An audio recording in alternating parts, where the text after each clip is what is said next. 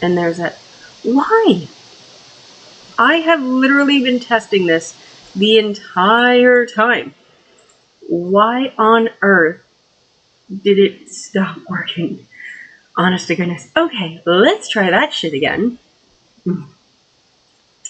Hello and welcome to the library. My name is Serdd and I am your host and narrator. Ooh, I stopped myself from saying this evening, so that's good. Today we will be continuing, I should say, Married Thrice to Salted Fish, and we will be starting with chapter 28, and hopefully, fingers crossed, I hope to get through 4 chapters, so at least up to, I think, 30 or 31. Let's count on our fingers, everyone. 28, 29, 30, 31. So yes, 31 is what I mean. Alrighty, I don't know. All of my equipment stuff has been really funky and weird. So, like the tweets that are supposed to go out to let people know I'm live didn't go. So weird. Let me just hop into Discord and let them know. It's so weird how it's just not working. How is everyone's Wednesday going? This is currently Wednesday, May 25th. And because it's a Wednesday stream, we can go a little bit later than our usual. As it stands right now, I'm still going to do next week. Next week so far, I do plan to do. Do you hear something? Wonderful. I do plan to do the Monday stream instead of the Sunday or with the Sunday. I really haven't decided. But as to what exactly or will be happening, I'm not sure. Oopsie. What is that? I don't know what that is. I don't know what that is. Weird. Okay. I don't know what this is. I'm sorry. Something popped up on my stream and it says hosting. What the hell is this? I'm not hosting anyone. Oh, wait. Is this? No, this is the person we went with last time, and I don't want to unhost. Unhost it. Okay. Can I delete it? Because it's really right in the way. Okay. I'm sorry, you don't want to hear all my ridiculousness. You want to hear me reading. Right? Right. So, let's do that.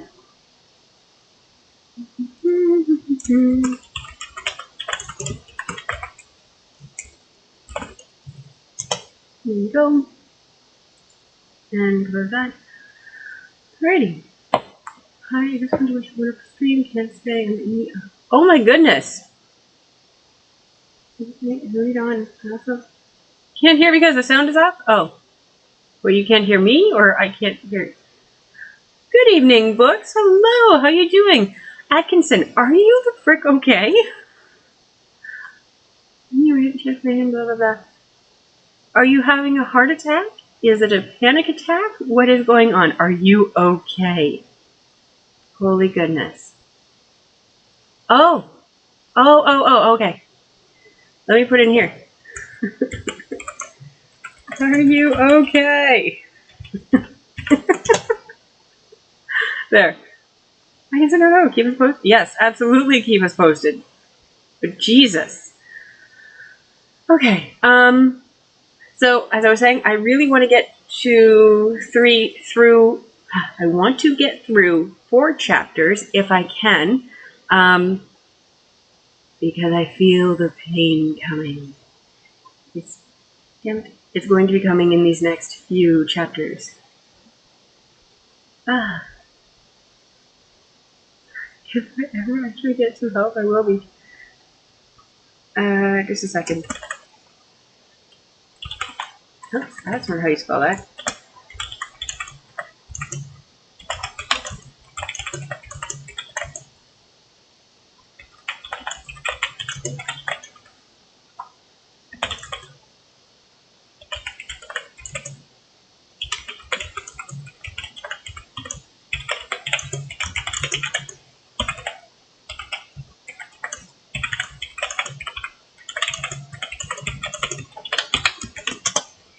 Okay, so I just wrote, isn't it law that if you tell them you're having chest pains, they have to rush you to the front of the line?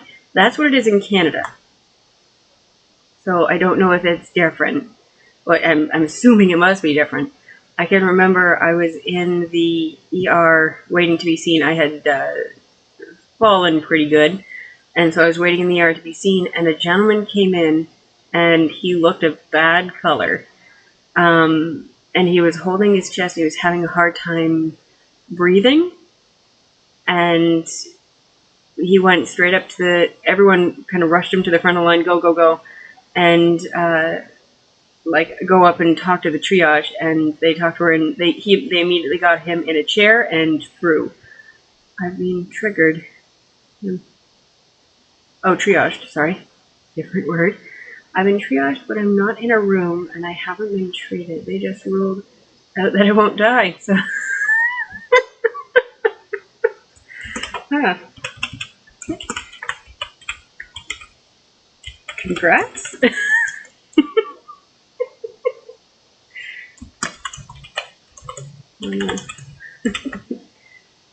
Oh god, I can't spell. That's wrong, and don't at me. I know that it's wrong. On the not dying bit.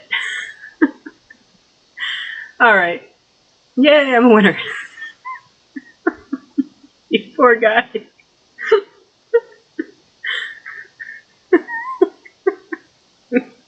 I'm sorry. I want to put I'm so sorry, as he can clearly see me laughing. Oh, I know. I got some here. Let me see if these work. I'm so sorry.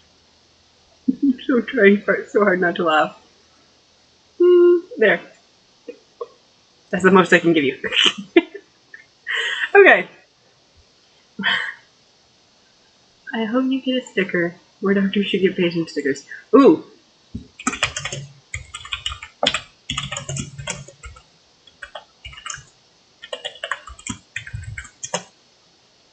Those are always my favorite. They never, ever, ever actually smell what they were supposed to, but I'll trade the sticker for some pain meds. Ooh, they haven't even give you some... Isn't that the thing where you're supposed to chew aspirin? Or... Oh, no, wait. Some Tylenol, depending on what it is, can aggravate it, because Tylenol is a really strong bitch. You think they give you... Oh, you guys don't have Advil in the States, do you? I don't know. There's different things. All I know is Advil is my cure-all. Should get both. One feeds the body, one feeds the soul. Alright, I'm going to get started. I anticipate some really good pain in the coming chapters, if not the pain. I actually really wanted to get my soundtracks and everything working. I haven't, clearly.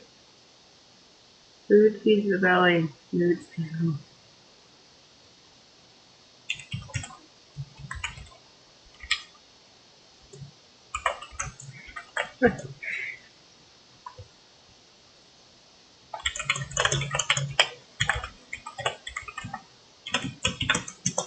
Maybe why you're in the hospital? Alright. Oh, well actually it's good, because I've been doing this lately where I've been completely forgetting. Stress brought me here. Hope you can see me nodding. Stress, yes, we'll do that.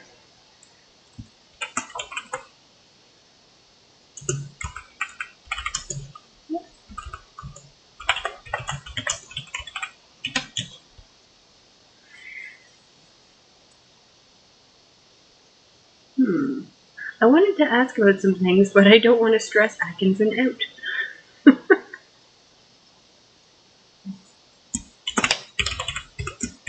Cheers.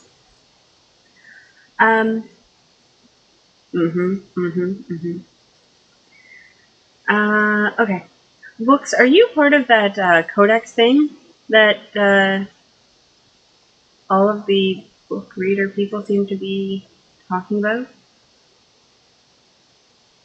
Which, by the way, if you didn't see, I did my first raid on Monday, and it went terribly, terribly wrong.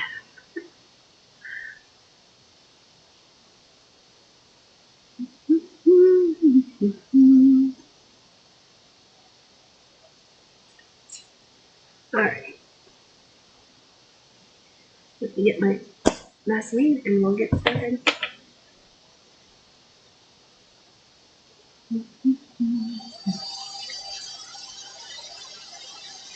Do you want to be part of the Codex? Codex?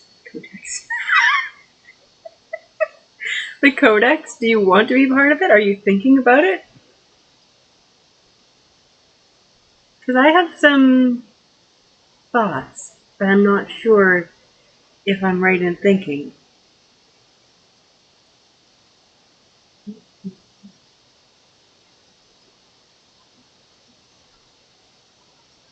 By the way, for any of you who don't know, especially for readers out there, keep a little baby thing of Vaseline in your studio or booth or wherever you're reading.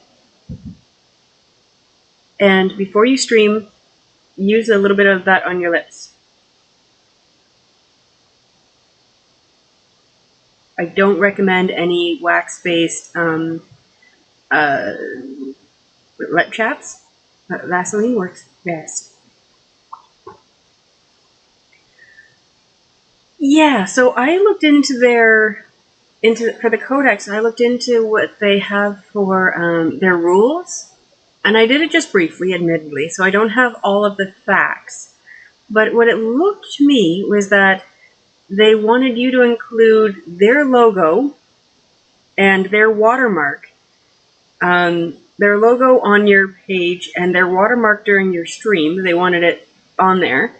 And then they also wanted so that when you raid or host people, you only, or say only, you try to only, that was their words, try to only host people who are also part of the Codex. And if you're not able to raid someone or host someone out of the Codex when you go to do either of those things, then you have to acknowledge or mention or somehow bring them in, I can't remember what it is, into the raid that you're doing, if that makes any kind of sense. And I'm going, I'm of the opinion, this is coming from my marketing background, keep in mind, that my brand is my brand. It's my brand, my logo, my stream. Go away, little dog. And that's not you. And I don't know, I feel like it's my name, my channel. So to put it under another umbrella, I'm not sure how I feel about that. I'm not sure how I feel about that. And also, there are a lot of other streamers who don't do what I do, quite frankly, that I really like. And I want to be able to support them. And so to be kind of, I don't know, encouraged, but I'm very heavily encouraged to choose other people's. I don't know. I don't know how I feel about this. We have thoughts. Okay. I have chatted long enough. Way too freaking long once again. Damn it. I talk too much. Alright, I'm going to get right into chapter 28. I'm looking forward to this. I started editing. I've edited up to, I think, chapter 36. I don't know if I finished editing 36, but that's where I was earlier today. And I don't know if Ghosty or Sam is going to show up for this, but they're going to regret missing this. Okay. Okay. I feel like I want sad music just for all the chapters. Chapter 28. I'm a little depressed. What do I do?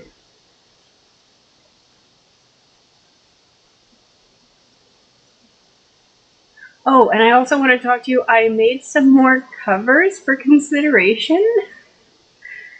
I'm going to put them on here at the end. again, because I want people to see and perhaps vote. I don't know. I think there's a way to allow people to vote on things. That's okay. That's okay. I'm just going to keep reading and see how many of these chapters I can get through. Yeah, so don't worry about lurking. I've got other people lurking as well. So I welcome the lurkers. They are absolutely viewers, and as long as you're enjoying the story, I don't mind. Alrighty.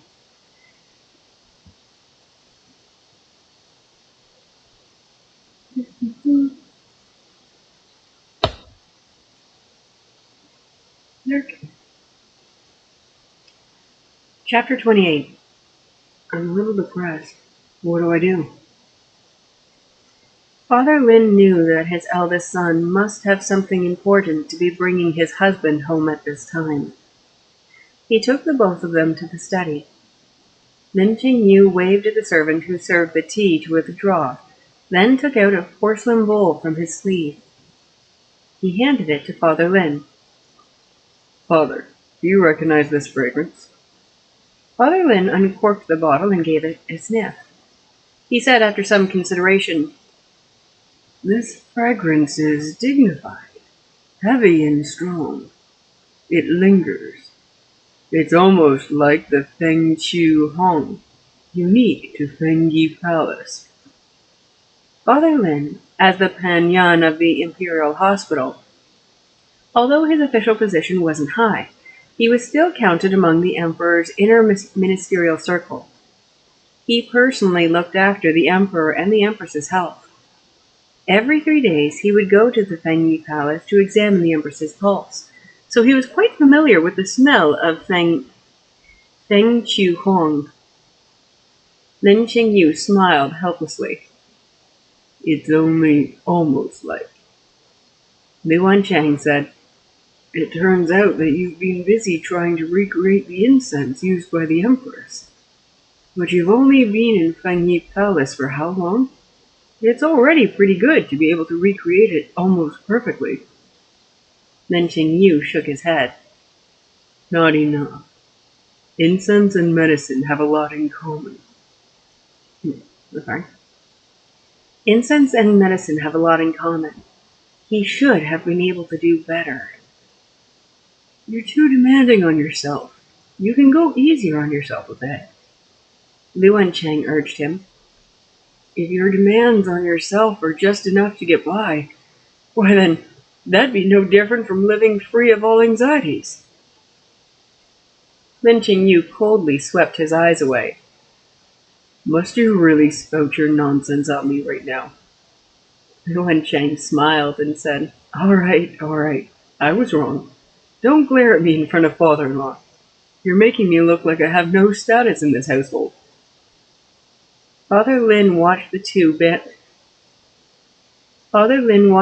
them banter, and he understood how Wancheng could still be alive today. When all was said and done, this was the prescription he gave Lin Qingyu that day in action. Lin Qingyu didn't feel like bothering with a certain person anymore, and said, Father, that incense used in Fengyi Palace, Changlei Palace, and the Eastern Palace, can you help me get a sample? Father Lin has been holding the position of Panyan of the Imperial Hospital for a long time, and has built connections in both the Imperial Medical Office and the Imperial Hospital. He attached great importance to the cultivation of talent, and every young Imperial doctor who has just arrived in the Imperial Hospital has received his guidance and teaching. Among them, a particularly kind and honest, hard-working and studious newcomer who came from a poor family had been admitted as a student, and this young man, he gave his everything to help and teach. Imperial physicians who didn't have enough qualifications could only treat the eunuchs and maids in the palace.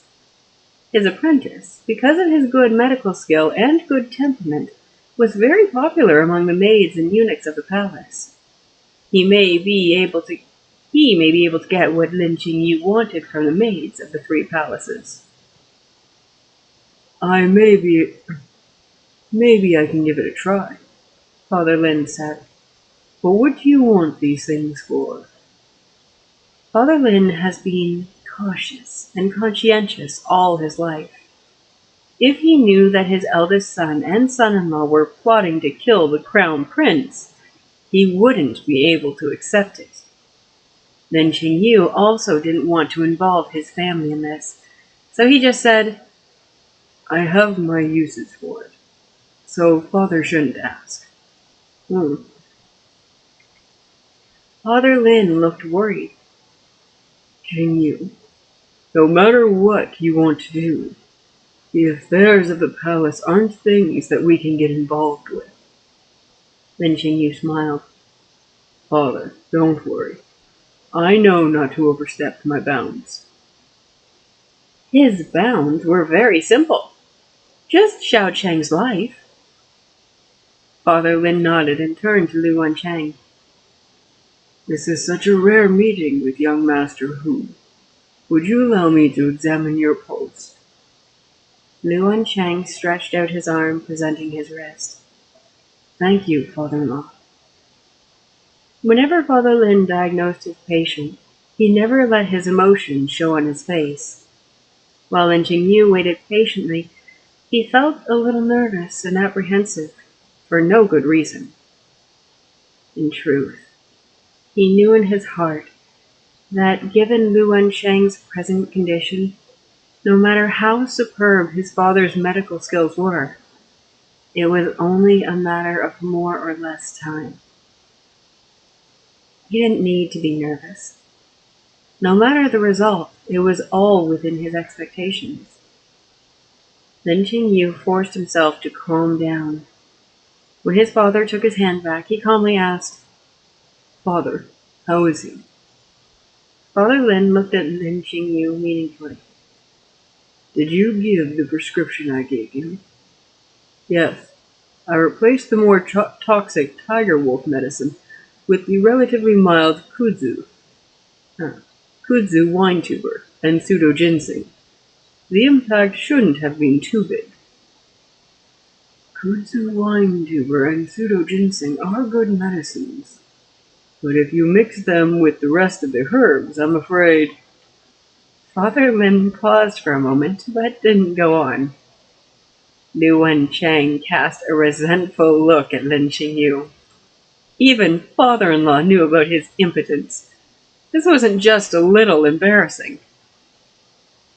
Fortunately, Father Lin didn't bother too much about this matter. This time is different from the past. With young Master Hu's current condition, milder prescriptions can't fill the gaps of his sickness. If you wish to delay it longer, he can only use strong medicine. Wancheng asked, What happens if I take the strong medicine? Father Lin and Lin Qingyu looked at each other, but neither of them spoke. Wancheng understood and said with a smile, Then let's not use that. I'm quite afraid of pain. There was a knock on the door, and Lin Qingyi's crisp voice came from behind it. Papa, Gaga, Wancheng Gaga, Mama says it's time for dinner. Lin Qingyu opened the door and said, Qingyi, push Wancheng Gaga to the front of the hall, first. Wancheng deliberately asked Lin Qingyi, Can Qingyi push me? Lin Qingyi nodded again and again. I can! I'm very strong! After the two left, Lin Qingyu asked, Father, is there really no other way? Father Lin sighed and said, Have Nan'an Hou prepare for the funeral as soon as possible. No more than 2 months. 2 months. Enough for them to take that dog Xiao Cheng's life. Lin Qingyu closed his eyes and found himself saying, I understand. Wancheng and the Lin family had dinner together.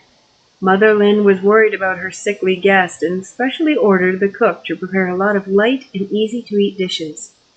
Father Lin was leaving for Yongliang tomorrow, and his meal was also practice for him. Wancheng seemed to be in a good mood, with a smile at the corner of his limp mouth. He even moved his chopsticks frequently. He would only put a little bit on his plate at a time, and it didn't take long for his plate to be half full. Lin Qingyu knew that Wancheng could hardly eat anything except for rice porridge now. He did this just because he didn't want to spoil their fun. But obviously this wasn't what spoiled his own fun. This was what spoiled his own fun the most. Otherwise, why would he have no appetite in the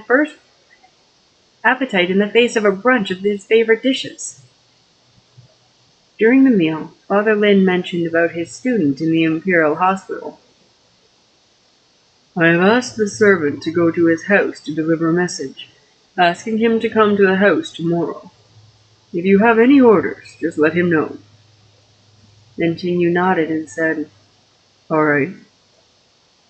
Qingyu, Mother Lin called softly, motioning for him to look at Wancheng. He saw Wancheng sitting in his wheelchair, his head slightly turned to one side, his eyes closed, his expression calm, and his hand still holding the silver chopsticks. The Lin family looked at each other with tacit understanding, put down their chopsticks as well. Lin Qingyu called out cautiously, Wancheng? Lin Qingyu made a shushing motion and said softly, He's just asleep.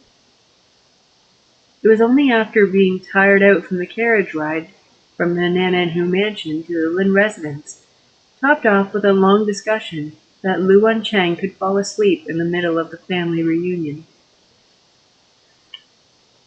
Lin Qingyu beckoned to Huan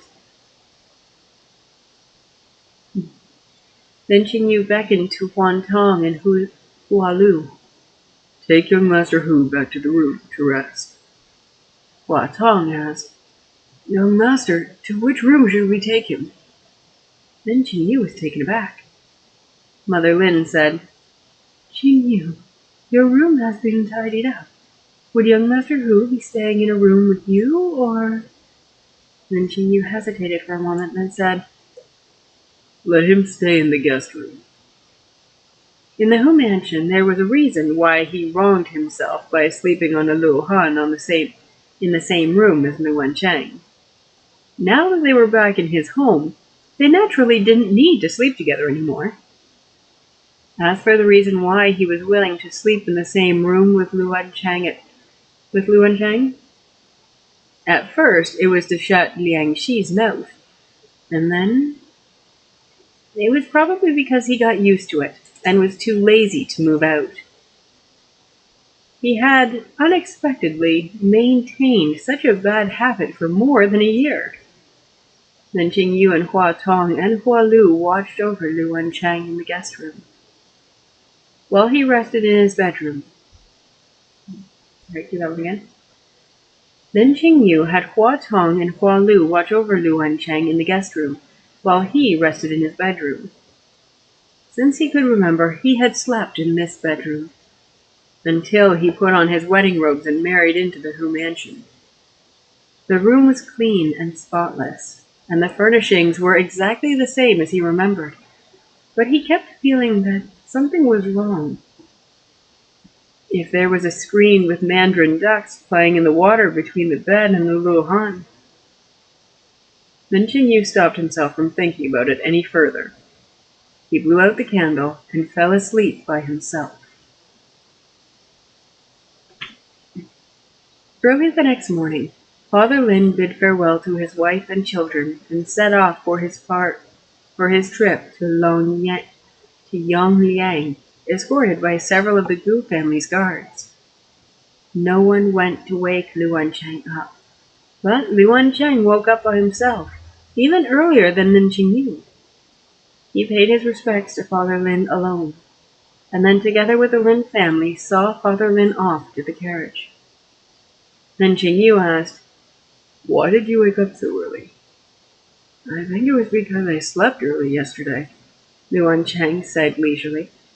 "Isn't it good to wake up a bit early? It saves you from complaining about how I sleep too much." Lin Qingyu paused and said, "I don't mind it now. Sleep as long as you like." Wancheng squinted his eyes, looked at the first rays of the morning sun that he hadn't seen for a long time. He said, "There will be time to sleep in the future. It's all right to sleep less now." Lin Qingyu stood beside the wheelchair, watching the sunrise with him for a while. He said, "Let's go in." Lin Qingyu had long reached the age for schooling, and he had to go to school on weekdays. I said that right, Lin Qingyu, yeah. Mother Lin thought that since Lin Qingyu so rarely came back, she should give her youngest son a few days off, so that the two brothers could spend time together. Who could have guessed that Lin Qingyu wouldn't be any less relaxed with his brother than in school? He recited his lessons and wrote his words. Not a single thing was missed. Wancheng looked at the two, one big and one small, hard at work. And so he too took a pen and scribbled on the paper, feeling very bored. After Lin Qingyu listened to Lin Qingyu's recitations, he looked up at Wancheng and saw him yawning, holding a pen in his hand. After meeting his gaze, he turned and stopped, and then sneakily took out the bayou from inside his clothes, skillfully twirling it around. Lin Qingyu was attracted by the novelty. He pulled Lin Qingyu's sleeve and said, "Brother, I want to learn how to do that." Lin Qingyu said coldly, "No, you're not allowed." Lin Qingyu looked very disappointed. Wancheng winked at him. "It's okay. I'll teach you secretly later." Lin Qingyu. What?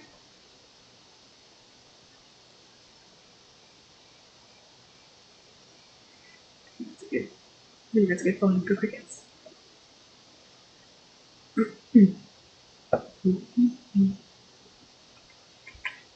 Let me just hydrate real quick.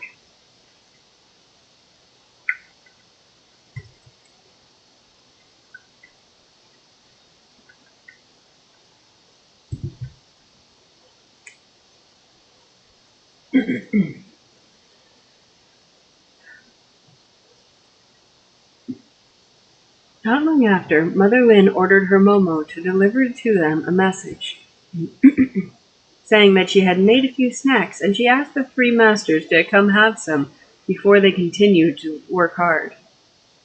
Lin Qingyu said eagerly, "Gaga, can I have a break?" Lin Qingyu smiled lightly. "Go." Lin Qingyu happily took the Momo's hand and left. Wancheng asked, "Aren't you going to eat?" Lin Qingyu looked down at the words Lin Qingyu had just written and said, "I'm not hungry." Wancheng looked at him for a while and said, "Qingyu, do I have to sleep in the guest room tonight?" Lin Qingyu's heart moved and he asked, You didn't sleep well in the guest room?" Wancheng said slowly, "No, it's not that." He was about to say something more when he heard Hua Tong reporting from outside.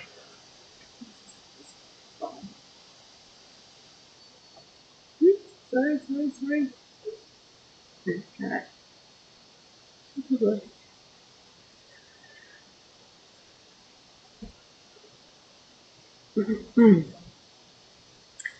"Young master, Imperial Physician Hou is here." Hu Ji, the imperial physician, was the disciple that Father Lin mentioned. "Ask him to go to the front hall and wait for a while." Proper business was important.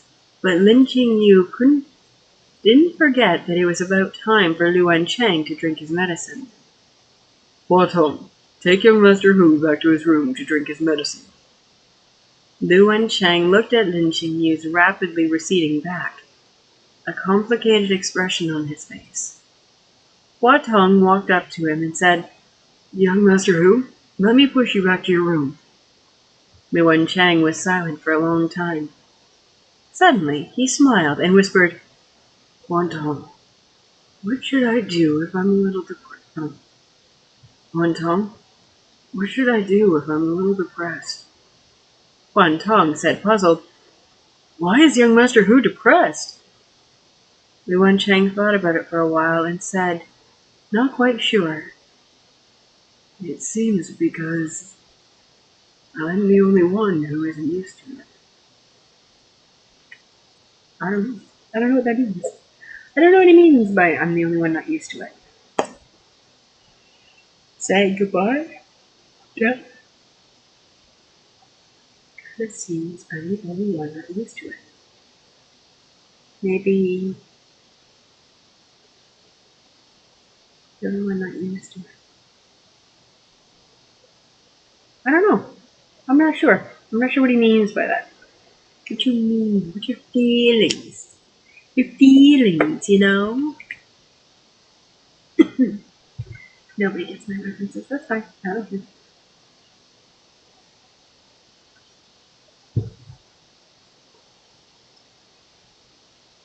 Whoa. Wait a minute. Whoa. What is that?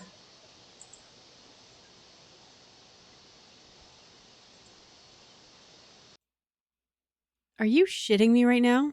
How is my volume? How does this sound? Does this sound okay? I'm gonna be pissed. That was recording, right? To all 3 lurkers? Oh, I'm gonna be so mad when I go back and listen to this and it sounds crap. Oh, I'd be so mad.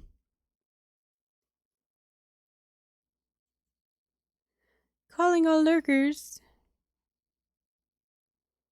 I just realized that. That's going to sound shit-tastic. I'm gonna have to redo that.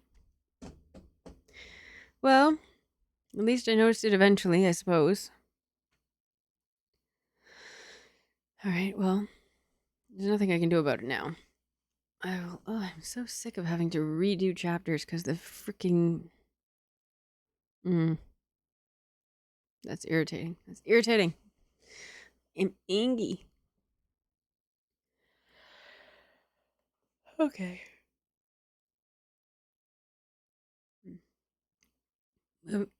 Moving right along. Chapter 29. My heart is beating so fast I can hardly breathe. Ugh.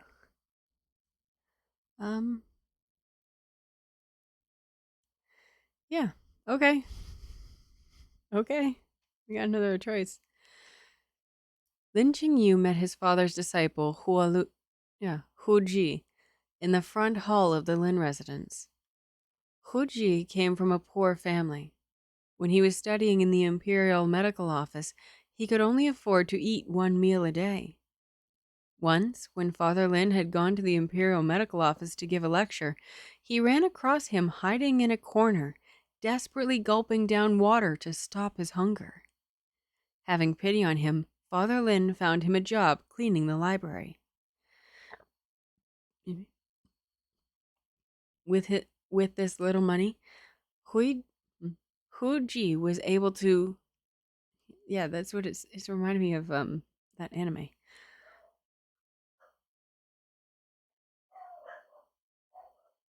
That is Yui barking.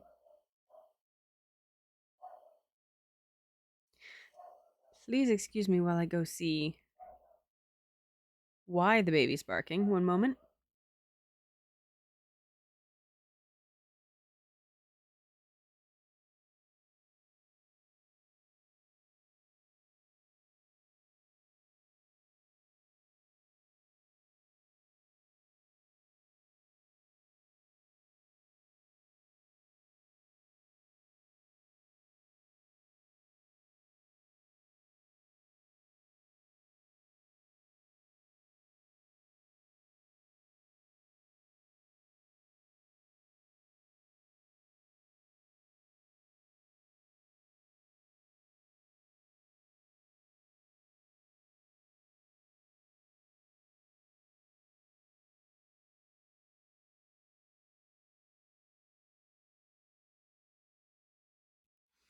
apologies. That was Yui barking at, ironically enough, the asshole neighbor who was just walking across our driveway.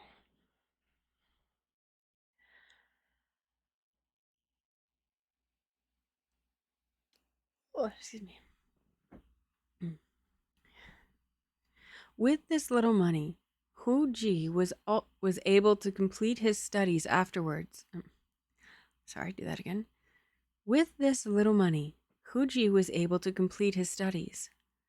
Afterwards, he entered the Imperial Hospital and was taken in by Father Lin as his student and shown great care.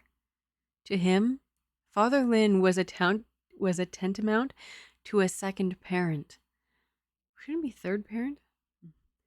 And so, no matter how difficult the task assigned to him by Father Lin, to him it would be an inescapable duty.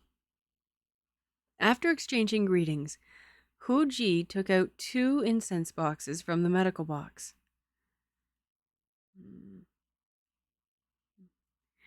The red spices are for... is that too much like what?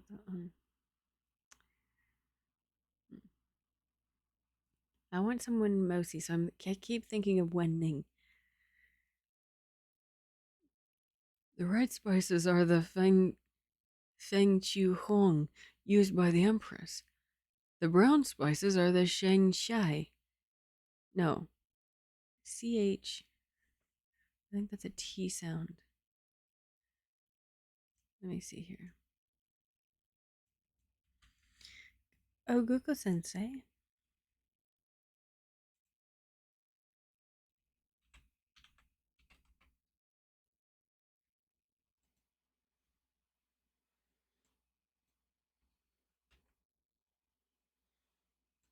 S 横叉字 Chasu. S 横叉字 Sheng Chasu. Okay.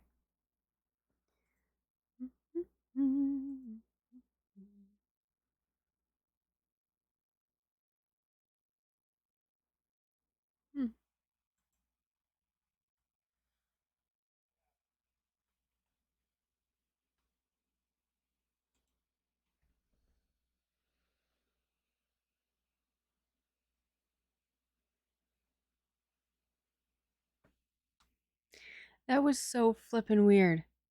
I don't know what the hell is wrong with my whole system. It just says that I haven't been live.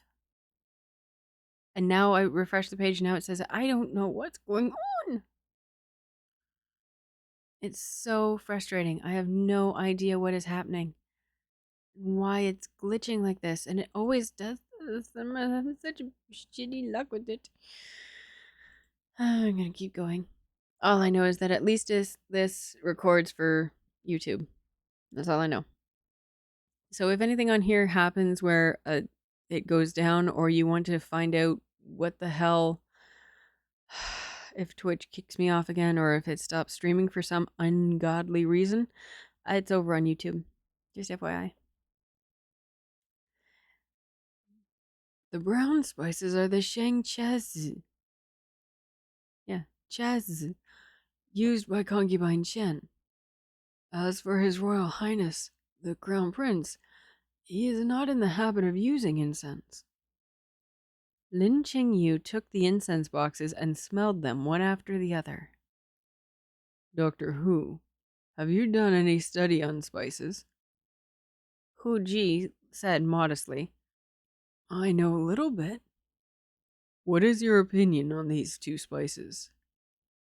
The items used by the nobles in the palace are naturally unparalleled.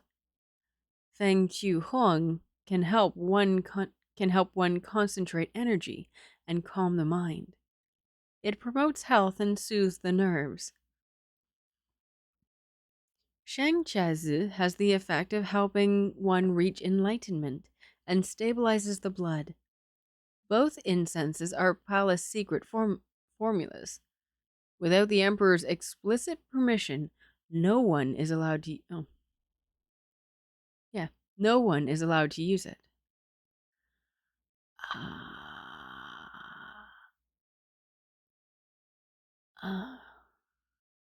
Okay, yeah, no, that makes sense. Okay. Hu Ji said, with a hint of lingering fear in his eyes, Yun Shu Gong Ganang Gun Yang, yeah. Yun Shu Ganang from Fangyi Palace and Xiao Kunsai from Changlei Palace took great risk to steal these samples. I hope they may be of use to young Master Lin.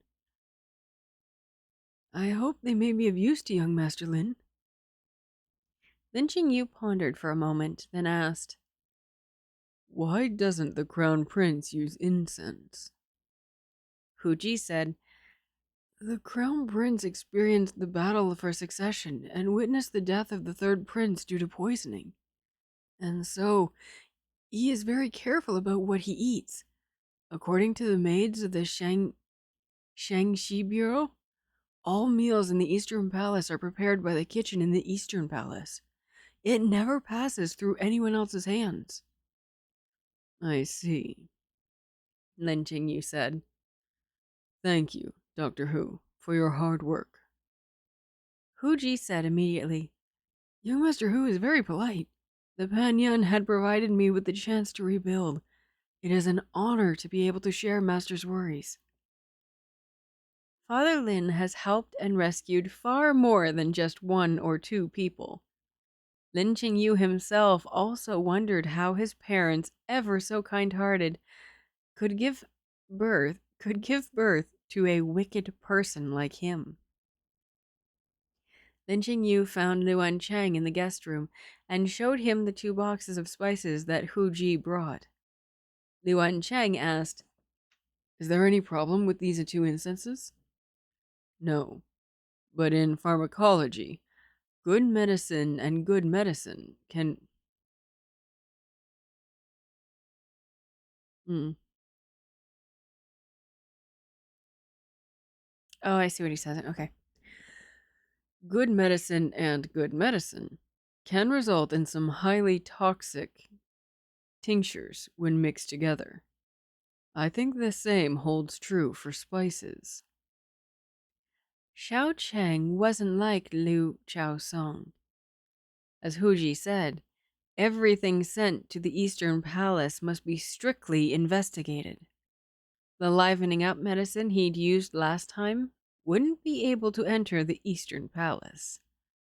The only way was to send in something seemingly harmless, have it react with the things that Xiao Cheng often comes into contact with, allow it to produce a poison that would quietly eat away at Xiao Cheng's body bit by bit.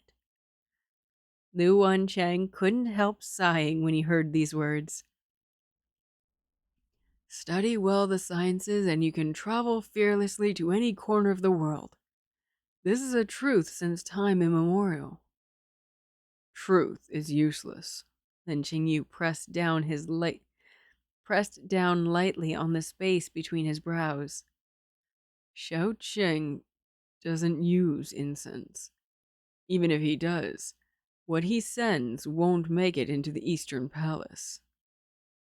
Wancheng played with the bayou that Lin Qingyu had given him.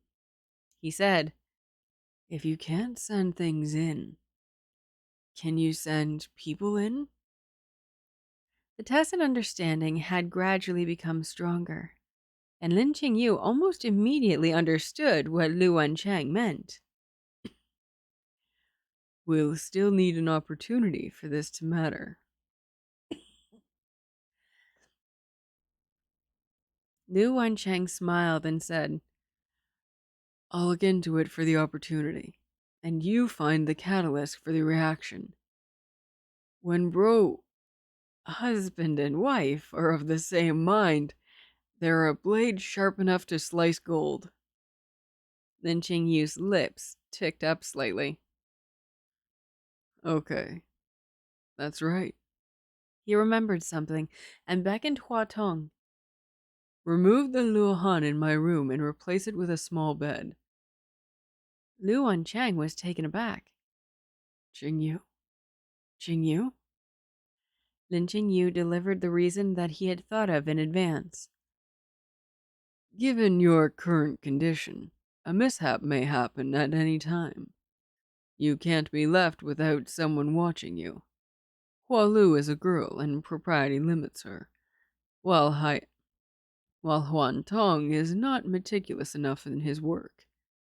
After thinking about it, it is still better to keep you by my side. Huan Tong said in disbelief, "Young master?" A smile slowly appeared on Wancheng's face.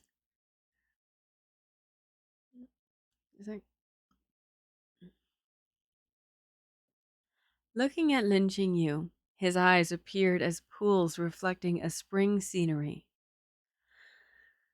Then when we return to the Hu mansion, we will also replace the Luohan with a bed. Or we'll have the carpenter make a new bed. Lu Wancheng gestured up and down. We'll have him make a bunk bed. I'll sleep on the bottom bunk while you sleep on the top bunk. Lin Qingyu imagined the scene for a moment, a complicated expression on his face. Huan Tong couldn't help muttering in his heart, Young Master Hou is really promising. Lin Qingyu plunged headlong into studying the incense. His body was dyed with all sorts of fragrances every day. Formulating incense was a whole different study. Although he has a foundation in pharmacology, it wasn't easy to understand the subtleties in a short period of time. The two stayed in the Lin residence for a few days, during which news from the palace that the emperor intended to choose a concubine from the crown prince. For the crown prince. It was said that it was Wen Guoheng who first brought up the matter. Wen Guoheng believed that the crown prince, having already reached the age of weak crown, had long been old enough to marry a wife and take on a concubine. 3 years ago, the Empress Dowager passed away, and the crown prince had just entered the Eastern Palace. The matter of his marriage was delayed due to filial piety. Now that the period for filial piety has passed, it was time to turn their thoughts once again to his marriage. The wife of the crown prince was to be the future empress. So, in this matter, they should be cautious and not act too rashly. However, they could choose 1 or 2 concubines for the crown prince in the meanwhile to take care of the internal affairs in the Eastern Palace, so as to share the worries of the crown prince. The emperor pondered this matter deeply and gave the empress full authority to select the concubine.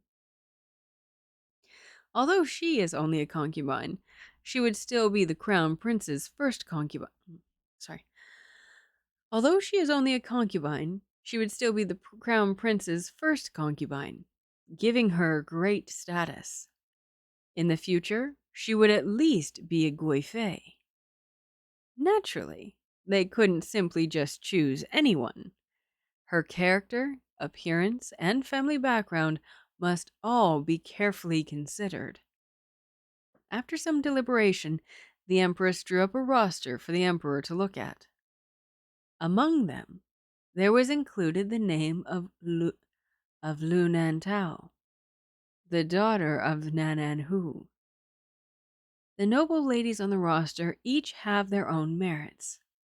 In the end, they were to be the crown prince's concubine, so the emperor meant to let the crown prince choose himself. Lu Nantao felt hope mixed with fear when the news spread to the Nan'an Hu's mansion.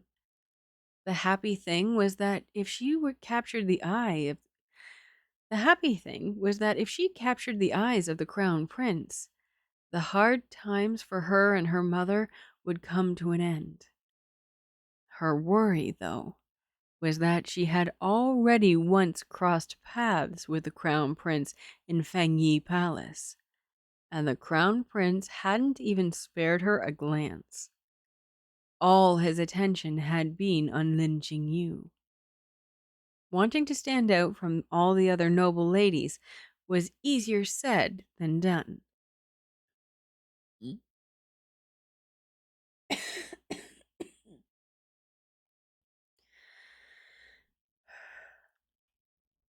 Fortunately, they were prepared in advance, and the gift they secretly sent to Chang Li, Changli Palace came in handy. Chen Guifei's eunuch aide. Do that again. Chen Guifei's eunuch aide delivered news that the emperor had caught a cold during the hunting trip and had yet to recover. His condition sometimes good, sometimes bad. The crown prince personally copied the Buddhist scriptures 300 times to show his filial piety and was planning to send it to the Changsheng temple to burn and pray for blessings. Sounds a little bit backwards, but okay. This news.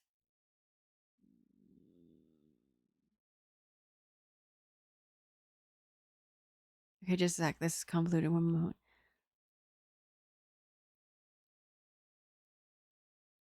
Oh. This news, Shao Kunzai of Chengli Palace also told Hu Ji, and Hu Ji in turn told Lin Qingyu.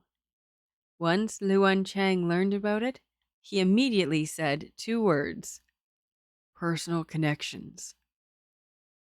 In late autumn, worshippers were teeming in Changsheng Temple. There was also a sense of coldness and bleakness. The wild geese were flying south. The days were getting cold and dismal. Grasses turned brown, and leaves began to fall. Lin Qingyu helped Wancheng out of the carriage, and Huan Tong pushed the wheelchair over. A little monk walked towards them, clasping his hands together in salute. He said, "Young Master Hou, Lin Xiaojun, thank you for coming all this way." He sounded as though he had been waiting for a long time. Lin Qingyu said, "Did little teacher know that we were coming?" The little monk said with a smile, "Lin Xiaojun overestimates this little monk. It was the national teacher who told this humble monk that there were to be distinguished guests in the Chengxing temple today. And so he had me wait in front of the temple." Wancheng and Lin Qingyu looked at each other and said, "Little teacher, are you sure that we are the guests mentioned by the national teacher?" The little monk gestured for them to proceed inside. He smiled, but said nothing. The 3 followed the little monk through the main hall and all the way to the back mountains. The little monk said, "Speaking of which, Madame Hu said the second young lady, Lu, also arrived at the temple today. They should currently be reciting scriptures and praying to the Buddha in the family hall. Would Lin Xiaojun like to greet them?"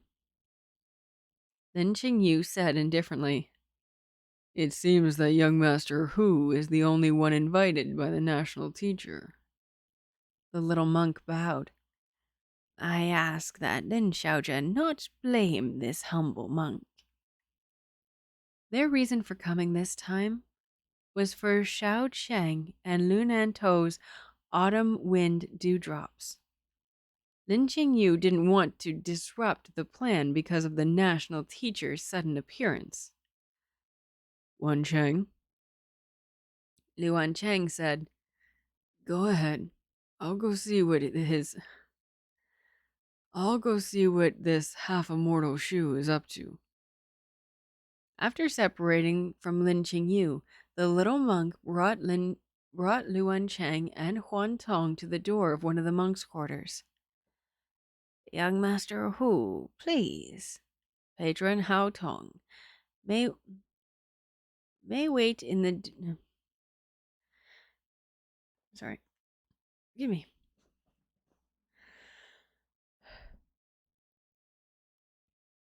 Patron Hua Tong may wait in the door with me."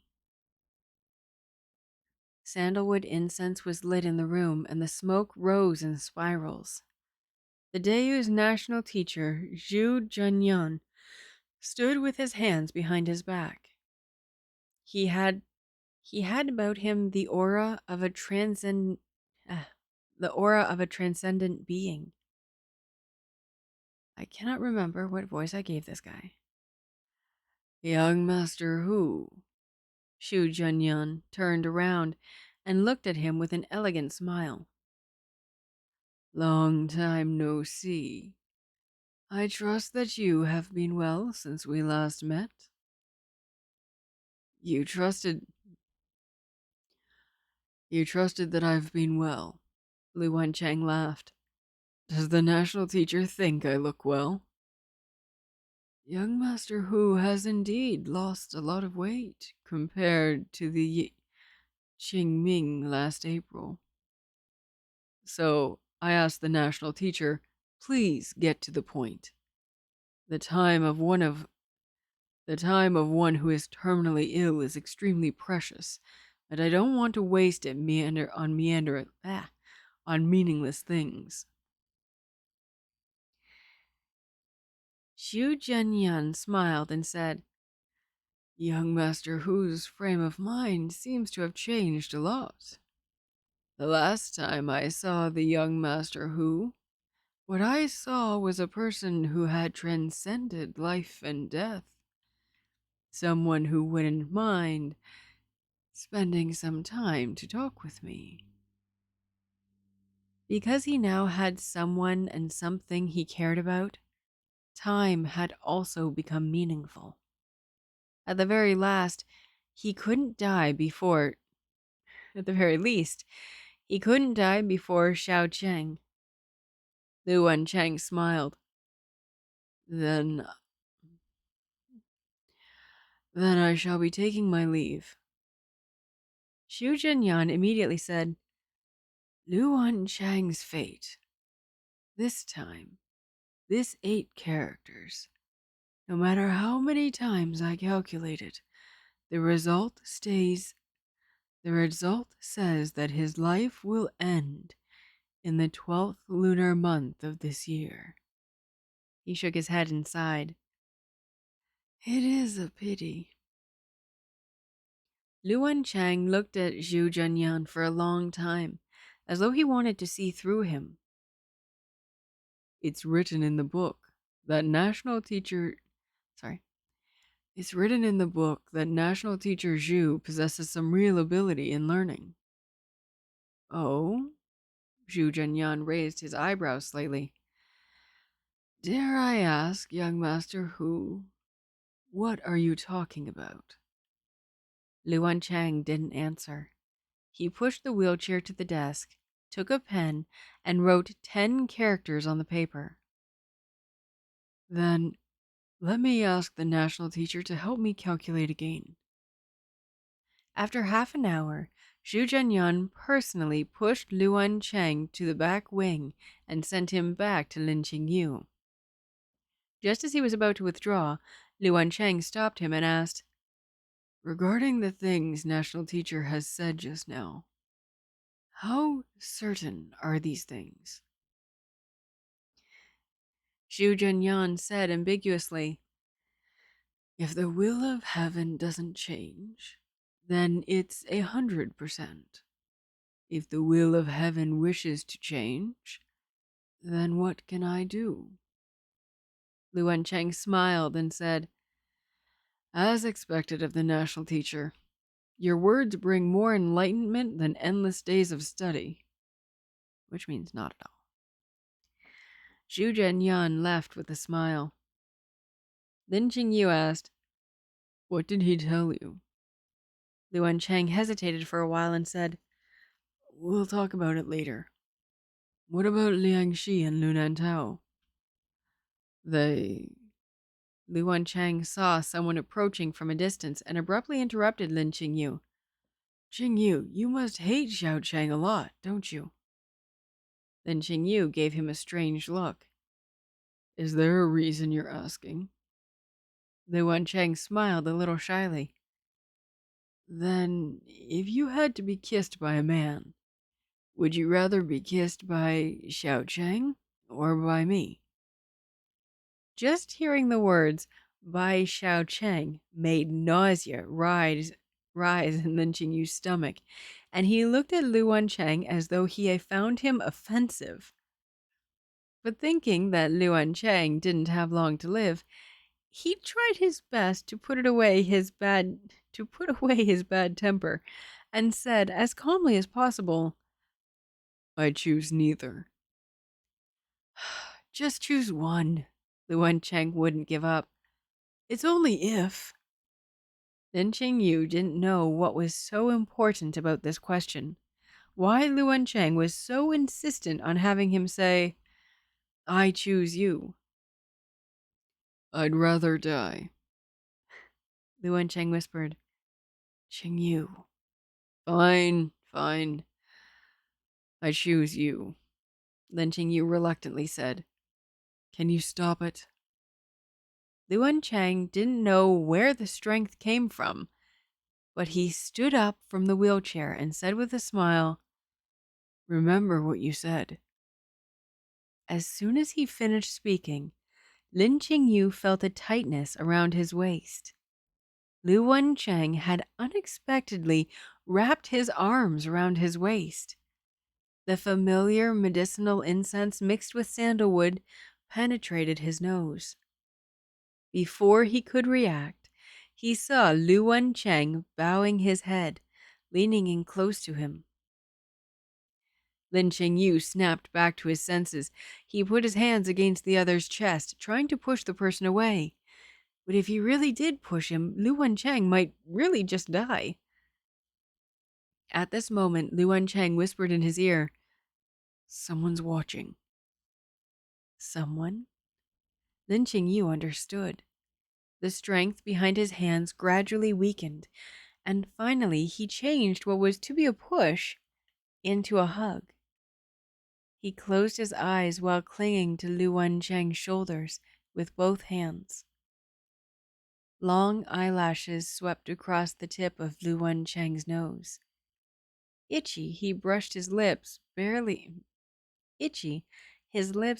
brushed against Lin Qingyu's cheek. It was just a borrowed kiss. He didn't know how long it took, but he eventually felt Lu Wancheng straighten up. Lin Qingyu slowly opened his eyes. His long eyelashes couldn't hide the look of loss and unease in his eyes. Seeing it, Lu Wancheng's breathing stuck. Lin Qingyu calmed down and asked in a low voice, Is it him? Is it him? Qingyu, Lu Wancheng said slowly. There seems to be something a little wrong. What? My heart is beating so fast, I'm almost out of breath. Lu Wancheng was already shaky. Lin Qingyu instinctively stretched out his hand and pulled him into his arms. Wancheng? The two almost fell together. Fortunately, Lin Qingyu steadied the both of them with his knees on the ground. Lu Wancheng's face was pale, but his ears were strangely red. He knew that he was about to faint, but he had something he needed to say before he lost consciousness. Lu Wancheng grabbed Lin Qingyu's robes and desperately spit out a few words. Don't, princess, carry me. After speaking, he tilted his head and promptly fainted in Lin Qingyu's arms. Lin Qingyu.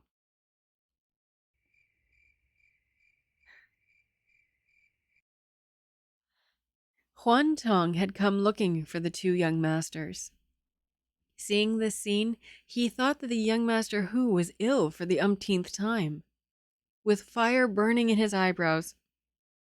What? Okay. With fire burning his eyebrows, really weird, he said, Young master, what happened to young Master Hou? After Lin Qingyu checked Lu Wancheng's pulse, he didn't know what expression to show for a while. He's too weak to bear the excitement, so he temporarily lost consciousness. It's not a big problem. Let's just wait for him to recover. Wancheng hit the truth on the head. But with the young Master Hu's temperament, what could have possibly gotten so unbearably exciting? Lin Qingyu's cheeks slightly warmed. He forced himself to calm down and said, "Who knows with him? Carry him into the room to rest." When Hua Tong left with Lu Wancheng on his back, Lin Qingyu said coldly, Since your Highness is here, why hide in the dark? I didn't like that. Since your Highness is here, why hide in the dark? Yeah. Holy goodness, that's all it was.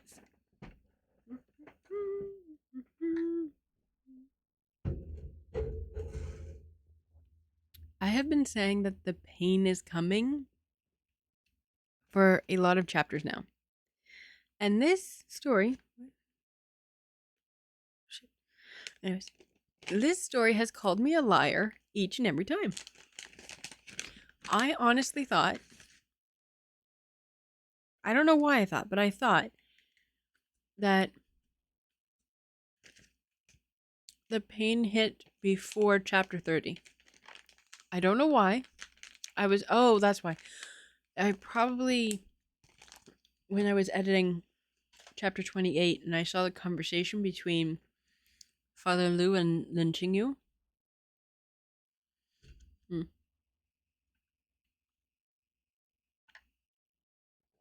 Sorry, Father Lin and Lin Qingyu. Sorry.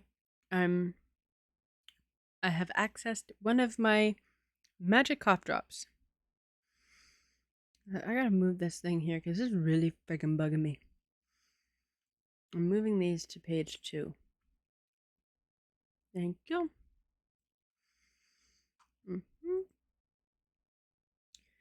I'm just moving some stuff around on my stream deck. Yeah, over here. There we go. Because every time I want to use the crickets, I have to get over to the opposite page, and it's a pain in the ass. So I'm bringing crickets and possibly... I don't know what I would ever use thunderstorms for. Okay,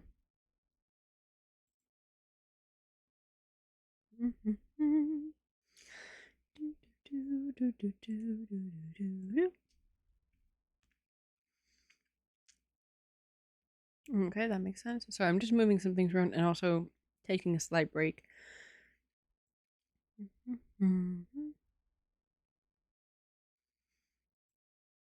Okay, that's good. Yeah. There we go. I just wanted to move some things around.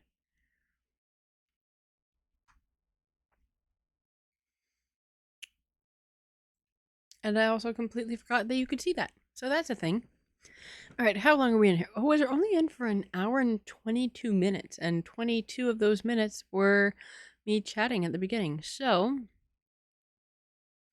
I think we're good to keep going. I'm going to... Deep breaths.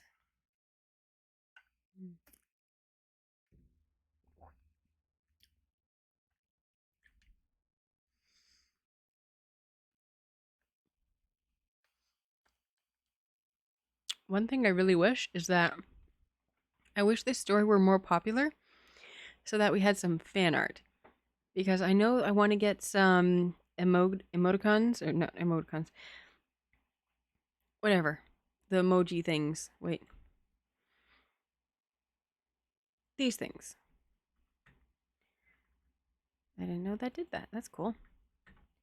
I want to get some of those things made. But I want one that's like one of Lin Qingyu and it's like just like a boss. Like, yeah, cute things. But I don't... How do you say, like, I guess I just give the artist a description of the character? I don't know how that would work.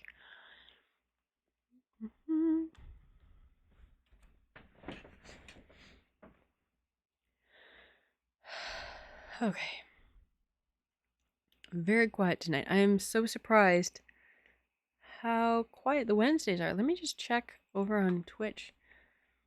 Is it just the Wednesday or is it just the reading? This is how we check and we see. Okay, so just chatting. Oh, it's just a slow night. Oh no, they're all coming up. No. There's lots there. And really I want to go into reading. There's 4 of us. Including myself, there's 4 of us.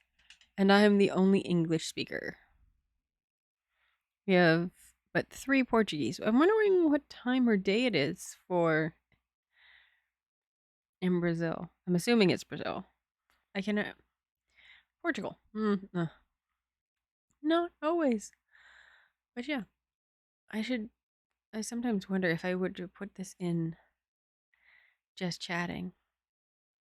Well. Okay. Okay.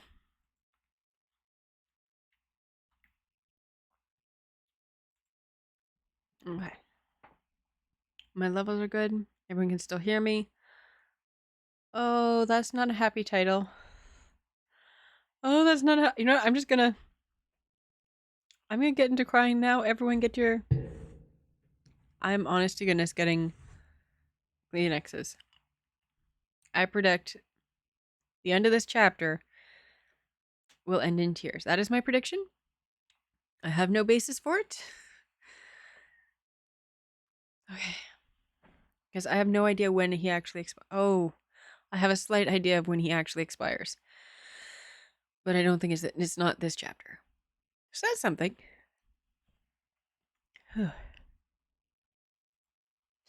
Chapter 30. Hope he is always happy. What voice did I give this guy? I can't remember. Something smarmy, I think. Young Master Hou and Lin Xiaojun have certainly given me a good show. His voice came first before he could see him. The one who came had long eyebrows reaching to his temples. His eyes were long and narrow.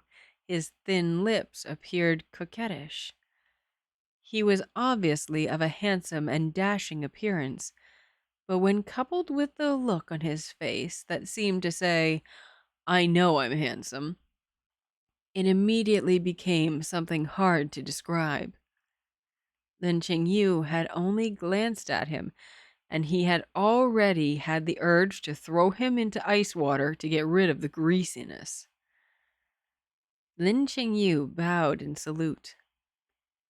"Greetings to His Royal Highness. Since we are outside the palace, there's no need for Lin Xiaojun to be so polite to me." When he spoke, Xiao Chang never took his eyes off Lin Qingyu's face. "Raise your head and look at me." Lin Qingyu concealed the coldness in his eyes and raised his gaze, meeting Xiao Chen's gaze. Damn it. Xiao Chang stared deeply into his eyes, a trace of reminiscence and nostalgia in his expression. He murmured, "It's been a long time since I've seen these eyes." Lin Qingyu said, "Your Highness is speaking of Princess Jingchun's eyes?" Xiao Chang startled as though waking from a dream. The emotions in his eyes receded like a tide, and he said coldly, "Did Wancheng tell you?" "How did he?" "It seems that young Master Hou was right. His Highness is indeed unable to forget about his old feelings for Princess Jingchun. The reason why he admires me is also because I somewhat resemble Jingchun." Xiao narrowed his eyes and said, ridicule evident in his voice, I didn't expect that a long, bedridden, sickly seedling like Wancheng would know so much about it. Unfortunately, when all is said and done, he is dying, and even a mere kiss can make him faint. Xiao licked the corners of his lips. It truly...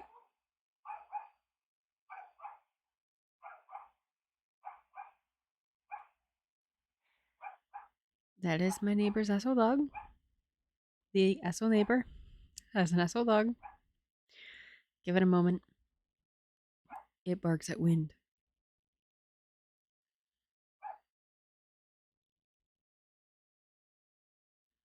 Okay. It truly is a waste for such a sinner as Lin Xiaojun to be following him. A sinner. Meaning a... Oh, sorry. No. Read that one again.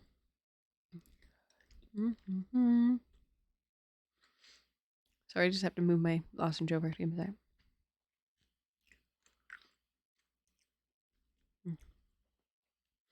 Xiao Cheng licked the corner of his lips.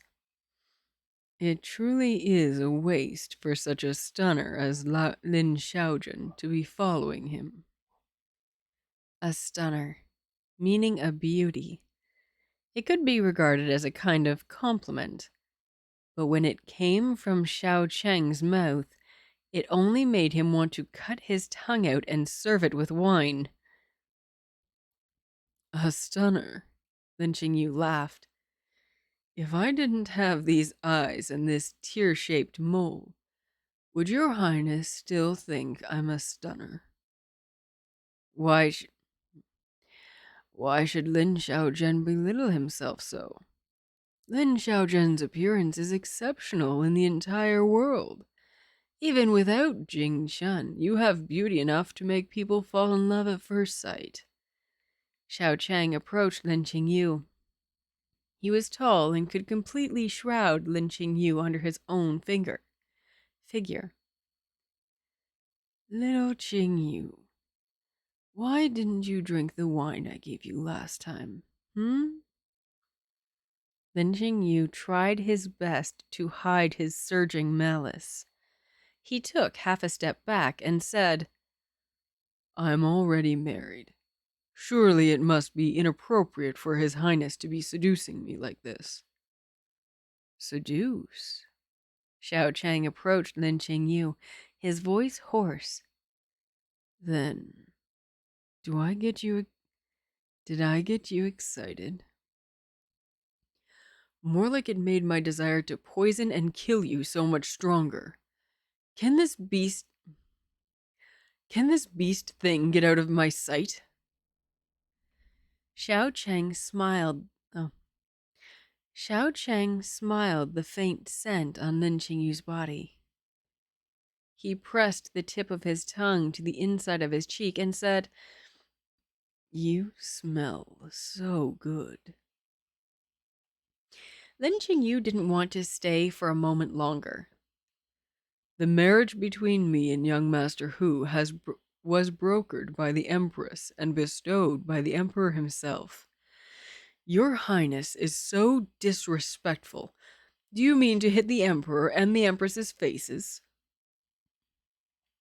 Xiao Chang looked at him and his lips hooked up in a smile. He said, It doesn't matter. Wancheng won't live for long. I can be patient. Then I shall now leave to take care of my husband, Lin Qingyu said indifferently. I shall not be accompanying you any longer. Little Qingyu. Xiao Chang stopped him, one side of his lips raised up. With a half smile, he said, There will come a day when I will have you lie willingly under me. There will come a day when I will have you lie willingly under me. I will be waiting for you. Lin Qingyu turned around and walked away through the corridor. He saw a plain white skirt disappearing around the corner. He looked back at the smug Xiao Cheng and whispered to himself, "Don't wait for me, wait for death." A monk of the Changsheng Temple, who was good at the traditional medical arts, gave an acupuncture treatment to Wancheng, who had fainted. When Lin Qingyu found Wancheng in one of the side rooms, he had already woken up and was taking sips of a soothing decoction. Huan Tong stood to one side, looking after Wancheng. When he saw Lin Qingyu walking in, he said, Young master's here." Wancheng froze in the middle of drinking the medicine. He then smiled and said, "Qingyu." It was as if nothing had happened. As long as he wasn't embarrassed, it would be others who would be embarrassed. Lin Qingyu said slowly, "You just..." Fuck. It was still embarrassing. Wancheng covered his face with his hands, unable to defend himself. "It's not that I'm frustrated, it's just this body is too weak." He could admit that seeing the other up close just now had sent his heart racing a bit, and it got to his head, but it wasn't to the point that he'd pass out. Wancheng was indignant and depressed. If it were the me before, I could run 800 meters while carrying you, and I wouldn't even be out of breath. Lin Qingyu quietly watched him bragging. Wancheng seemed hurt by his expression, so he lowered his head and said dejectedly, "It's true. Qingyu, you've got to believe me." In consideration for the patient's mood, Lin Qingyu dutifully said, "I believe you." Wancheng was doubtful. "Really?" Wancheng smiled. The young man's smile was clear and relaxed, like the sky after the summer rainstorm. It saved Lin Qingyu's eyes from being covered in grease. After seeing his self-esteem... Try that shit again. After regaining his self-esteem, Wancheng turned back to proper business. "By the way, did you see Xiao Cheng?" "I saw him," Lin Qingyu sneered. "He called me Little Qingyu." Wancheng. Save me.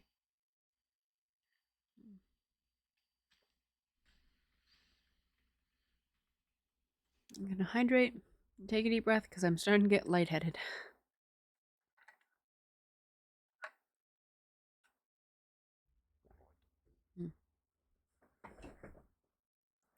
Oh! Hello, new lurkers. Whew. Once Wancheng had rested, Lin Qingyu asked Hua Tong to pack up and prepare to return to the Hou mansion. The three came to the front hall, and Huan Tong saw the monk who was just given Wancheng the acupuncture treatment. He said, "Young master, that was the master who gave young Master Hou acupuncture to wake him up." The master met their gazes and nodded. Lin Qingyu thought that as Wancheng's nominal wife, it was necessary to thank the master in person. So he asked Hua Tong and Wancheng to wait for a while.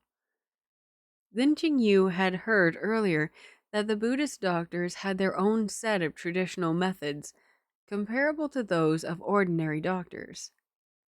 After thanking him, the master took the initiative to ask about Wancheng's body, and Lin Qingyu told him a bit about it. Hua Tong grew bored of waiting, watching the pilgrims burn incense and kneel to pray for blessings. He said, "Young Master Hou, why don't we also burn some incense sticks for the Buddha?" Wancheng said indifferently, "All right." So Huan Tong asked the monk for 6 incense sticks. 6 incense sticks. There's a new tongue twister for you. After lighting them, he gave half to Wancheng. He copied the pilgrims and knelt on the cushion, holding the incense with both hands. He mumbled out some words, and after that, he no-toed. Oh, that's not how you say that. That's not how you say that.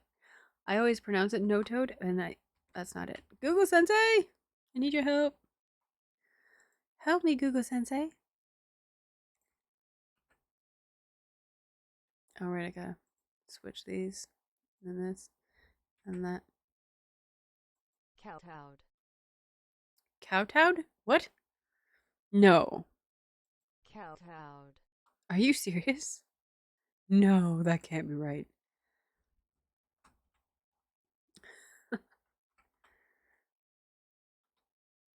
Pronounce. No. No way. Kowtow. Oh my god, it really is. That is honestly how you say it. So I've been pronouncing it wrong forever. Kowtow. Kowtowed. Honest to goodness, that has to be hands down, without a doubt, one of the stupidest words I've ever heard. All right. Language lesson for the day. It is pronounced kowtowed. I can't do that with a straight face. Oh, what is the other one? It starts with a P. Oh, one moment. I gotta let you in. Just a sec.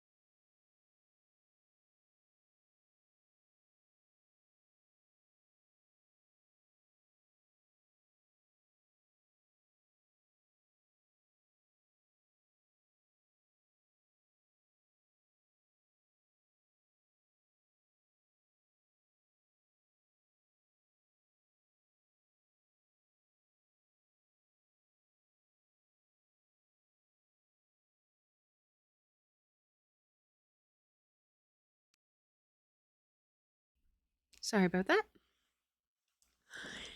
But Yui is in, and he's gonna enjoy his bone a little bit before he goes to bed. And I remembered the word I was trying to remember. Prostrate. Not prostate. Prostrate. With an R.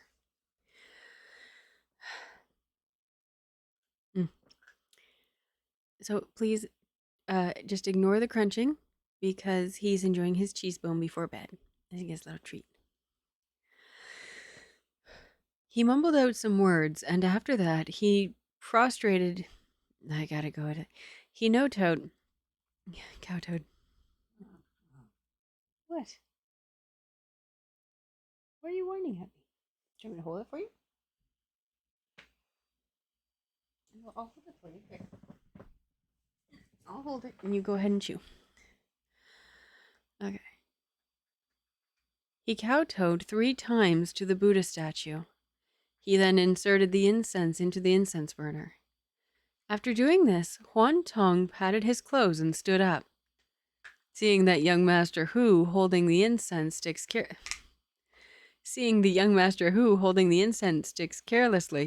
looked in the direction of the young master.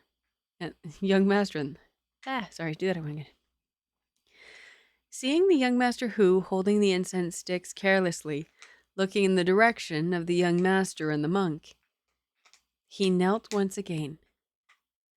It isn't convenient for the young Master Hou to do this, so I'll do it for him and pay respects to the Buddha on his behalf. After bowing, Huan Tong said, Young Master Hou, You can express your wish. You can express your wish to the Buddha.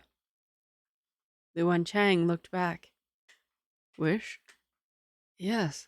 As long as the Buddha hears it, he will definitely help us achieve your wish.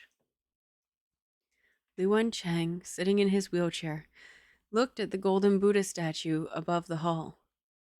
A solemn treasure, looking down at all beings. Wancheng thought about it for a while and said with a slow smile, Then, I hope he will always be happy.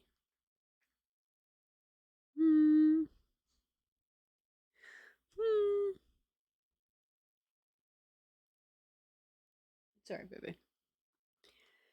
He didn't like it when I made that sound.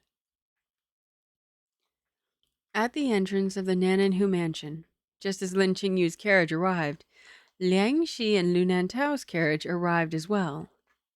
When Liang Shi got out of the carriage, she saw Lin Qingyu. She instinctively wanted to hide, but was pulled by Lu Nantao to a stop. Mother is the mistress. He is the Shaojun. Courtesy must still be adhered to. Liang Shi clenched her fingers tightly and put a smile on her face. Wancheng, Qingyu, where did you go? Why didn't you tell your mother? Lu Wancheng's face was sinking like water, and he said angrily, I would rather not have gone out. Lin Qingyu pursed his lips and reached out to push the wheelchair. He then heard Lu Wancheng say, Huantong, push me back. Huantong said, Oh, completely confused. He looked at Lu Wancheng, then at Lin Qingyu. He then pushed Lu Wancheng away. Lin Qingyu was quiet for a while before following after them. The other servants also looked at each other in dismay. Everyone in the whole mansion knew that the eldest young master had the best temperament of everyone here. This was the first time they've seen the eldest young master treat the Shaojun so coldly. Liang Shi didn't understand. Haven't they always had a good relationship? What's wrong? It's because they have a good relationship that he's like this, Lu Nantao explained. No matter how of no use elder brother is, he is still a man. How could he bear having his wife coveted by others, even if that person is? Lu Nantao was both gloating and suffering from subtle jealousy. What was the use of such a face on a man? If she could have also had that face, what need would there be for her to scheme so much? That night, Lu Wancheng and Lin Qingyu had a big quarrel. Oh, sorry, baby. Do you want it, or do you want me to keep holding it? You want me to keep holding it? Okay, I'll keep holding it. I'm holding his cheese bone as he chews on one end of it. That's what I'm gonna blame that on my skipping it.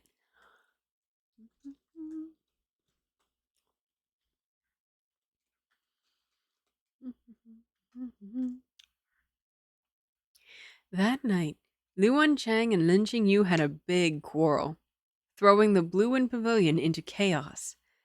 The servants from other courtyards passing by the gate of the Blue Wind Pavilion could hear the sound of things being thrown to the ground. Lu Wancheng pointed at Lin Qingyu, gritted his teeth, and said, Let me ask you, did you make an appointment with him for a private meeting at Changcheng Temple today? Lin Qingyu reasoned with him. If I'd made an appointment with him in advance, why would I have taken you there? Do you think I've gone stupid from sickness? Yes. You have never used perfume before. Why did you wear that sachet when... Sachet when you went to Changcheng Temple today? I wore it casually. I didn't expect him to like it. Lu Wancheng said, deliberately ambiguous. Oh, so Oh, you must want to...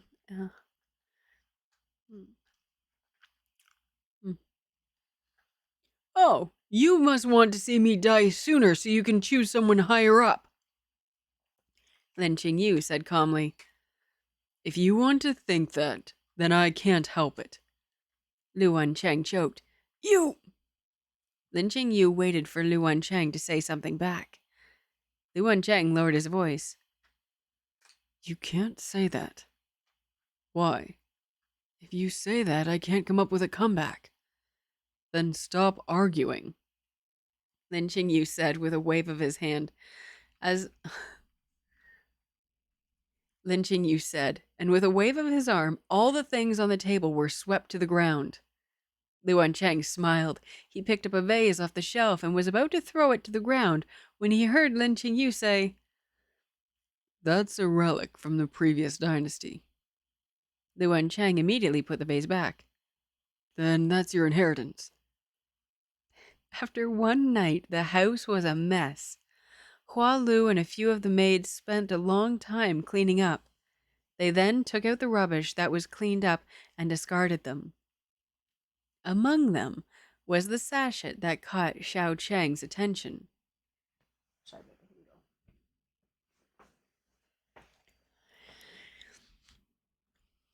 I love them so much. So much. It was before the early winter, and the Christmas... Sorry. If I try to go too quick, it doesn't work.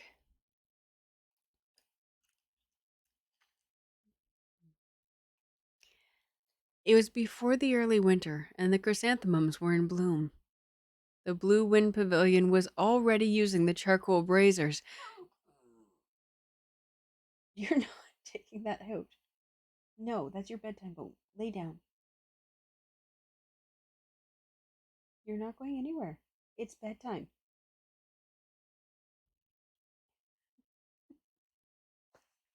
It's bedtime. Sorry. He knows it's bedtime. What? I'm gonna trim your nails. I'm gonna trim your nails tomorrow. Take your bone, go lay down. You're very cute.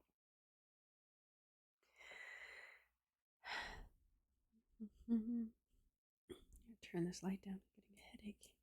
Oh, that's better. Oh, that's quite a bit better.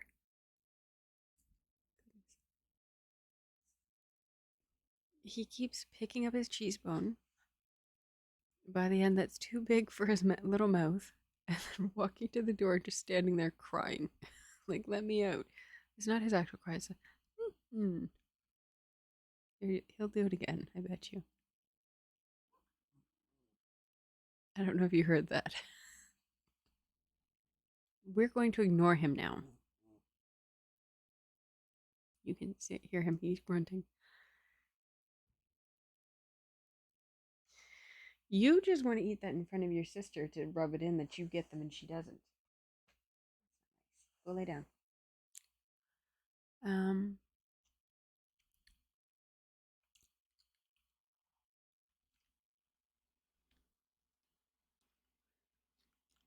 The Blue Wind Pavilion was already using the charcoal braziers, and they had hung up the door curtains to keep out the wind. Lin Qingyu was in the study, reading the letter sent by Jiang Shiqian from Shuzhou. From Shuzhou. His eyes gradually turning cold. In the end, he wrote back a letter. Only 3 words were written on it.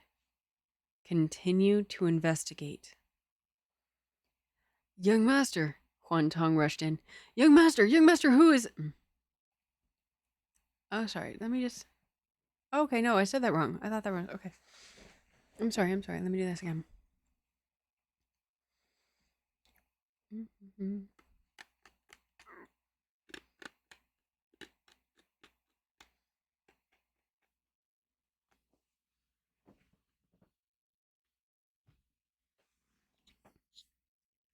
Okay. We're good. We can keep going. Lin Qingyu was in the study, reading the letter sent by Jiang Xishan from Zhuzhou, his eyes gradually turning cold. In the end, he wrote back a letter. Only 3 words were written on it. Continue to investigate. Young Master! Huan Tong rushed in. Young Master Hou is asking for you to return to the bedroom. He said he wanted to show you something good. Lin Qingyu asked suspiciously. What something good? Huan Tong smiled happily. You'll know when you go and have a look. Lin Qingyu walked into the bedroom. He saw that the luohan he slept on was gone. The screen and Wancheng's bed were also gone, replaced by 2 beds on top of each other. It was the bunk beds that Wancheng had mentioned. Wancheng was talking to the carpenter. Add a fence to the upper bunk to prevent the Shaojin from turning over in the middle of the night and falling off. The carpenter said, Young Master Hou is very considerate. I'll add it here. Lin Qingyu. In the end, he couldn't escape this disaster. Jingyu's here. Wancheng deliberately stepped aside to give Lin Qingyu an unobstructed view of his and the carpenter's masterpiece. How is it? Look at this staircase. I specially had the carpenter make it wide to make it easier for you to get in and out of bed. Lin Qingyu opened his mouth to speak. Seeing Wancheng's heavy coat and his sleeves that were now so much longer than his wrists, he compromised. As long as you like it. The bed that Wancheng asked the carpenter to make was cumbersome to get up to and down from, but it was still comfortable to sleep in. Not long after Lin Qingyu fell asleep, he heard someone calling his name in his ear while he was half asleep. Lin Qingyu opened his eyes. It was still dark outside. Wancheng stood by the bed, holding on to the added fence with both hands. He looked at him with a smile. The sleepiness had yet to subside. Lin Qingyu's voice was a little warmer and softer than usual. What time is it? Wancheng said. It's just past Zishi. It's just past Zishi. Lin Qingyu thought that Wancheng woke him up in the middle of the night because he felt unwell. But seeing him standing up on his own and speaking so steadily, this possibility could be ruled out. Lin Qingyu was under a rare bout of laziness and didn't sit up. He turned over and lay on his side to meet Wancheng's eyes. What are you doing waking me up at this hour? In the dark night, Wancheng's eyes shone like stars. Qingyu, I'm 18 today.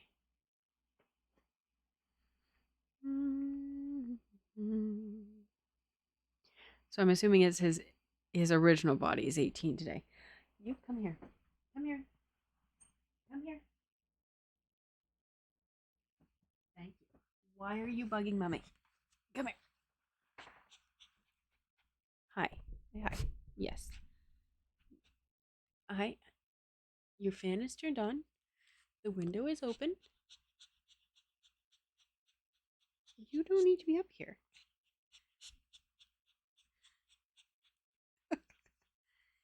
Bebes.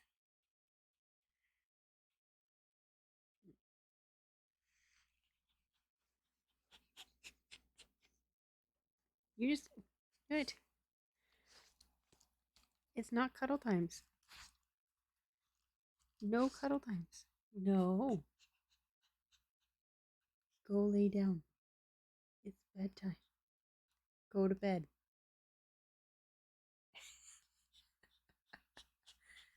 I know. You're just a cuddle bug. Don't lick me. I know where you've been.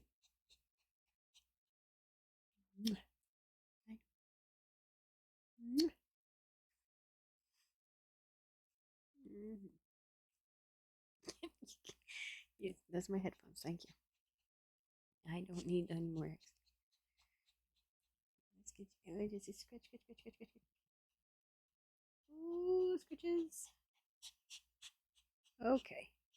Your tongue's all twisted. Go to bed. Go lay down. It's nice and cool over there.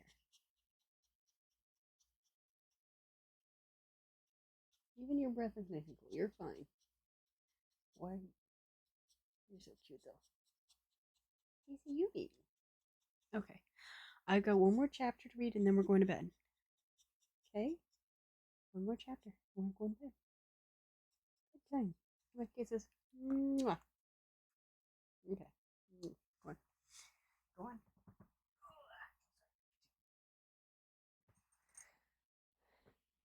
No, I need you to be good for a little longer, okay?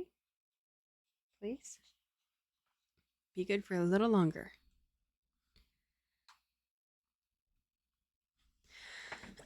Alright. Look, I even lost one of my lurkers. Just out of curiosity. Oh, clearly Wednesday nights are not good for peoples. I don't know why. Oh, I did. It's because they're good for me.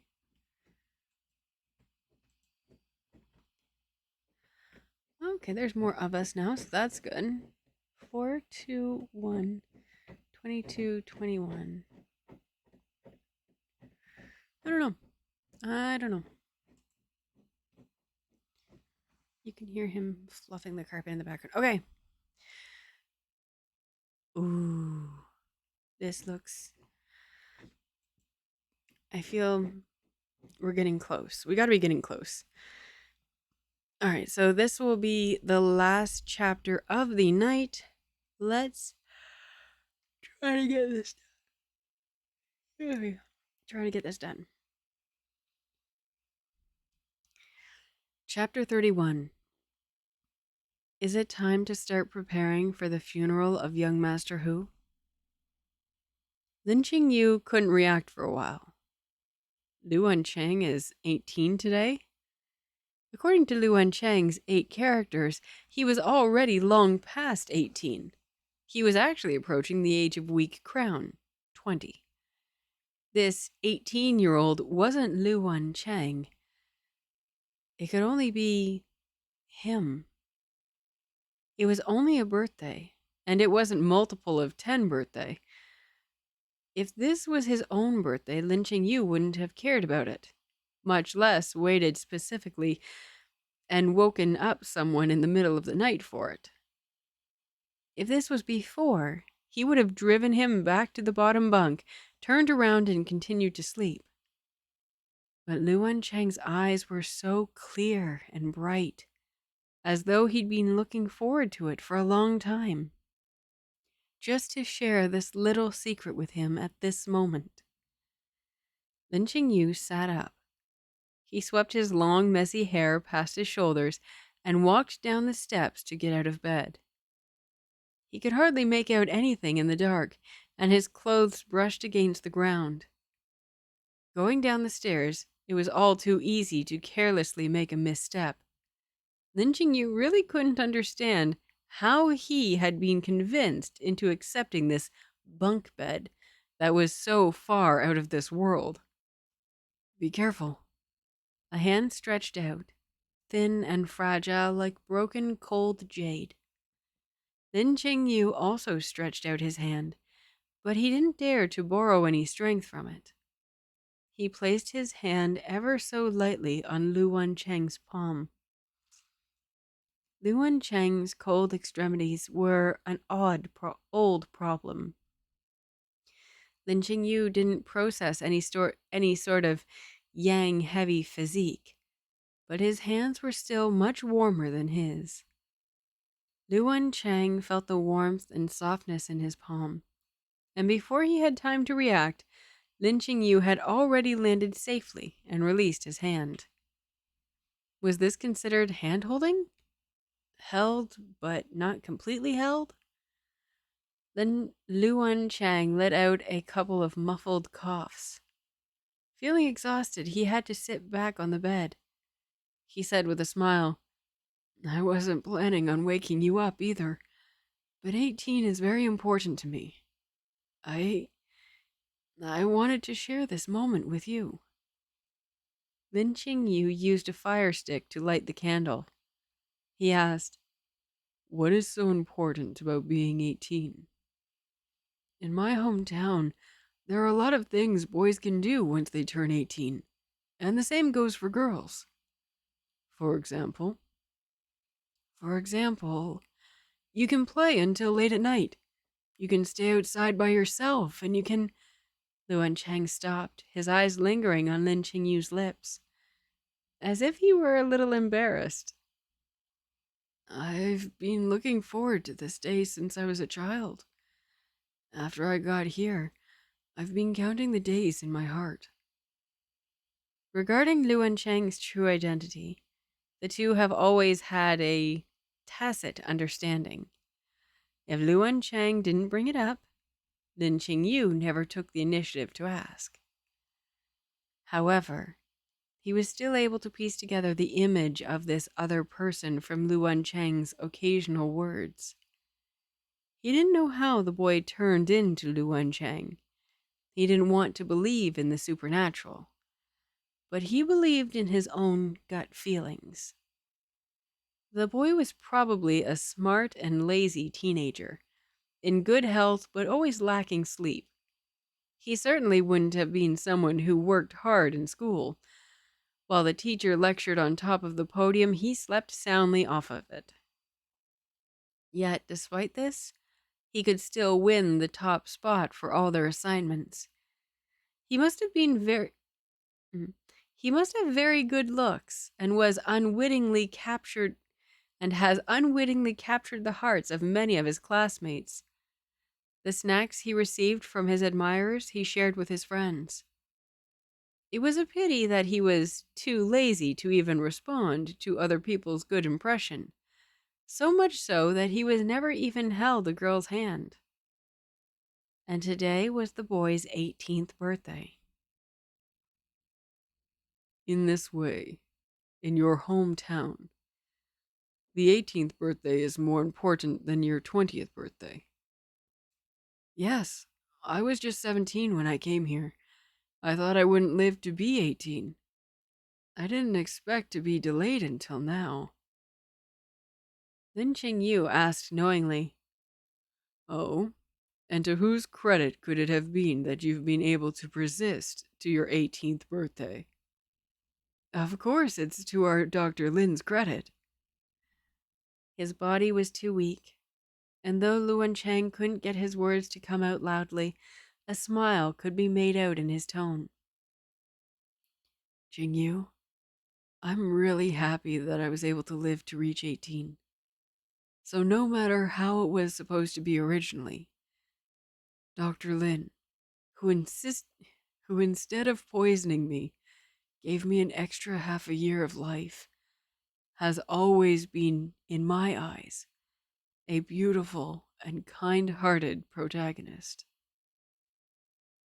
Protagonist was another unfamiliar word to Lin Qingyu. Maybe it was because the candlelight tonight was too light and gentle. Lin Qingyu didn't feel like guessing anymore, and asked directly, "What does protagonist mean?" Wancheng looked at him and said, "The so-called protagonist is the one who, no matter how many swords and daggers are aimed, how much foul wind and bloody rain he has experienced, no matter if it's during the moment he crawls out of the quagmire, he will always be the most dazzling one." Lin Qingyu smiled lightly. Seated beside Wancheng, his posture was relaxed, his eyebrows lowered, his eyes restrained. The coldness all over his body had dissipated, and his jade-like face was so beautiful under the flickering candlelight that it made one's heart tremble.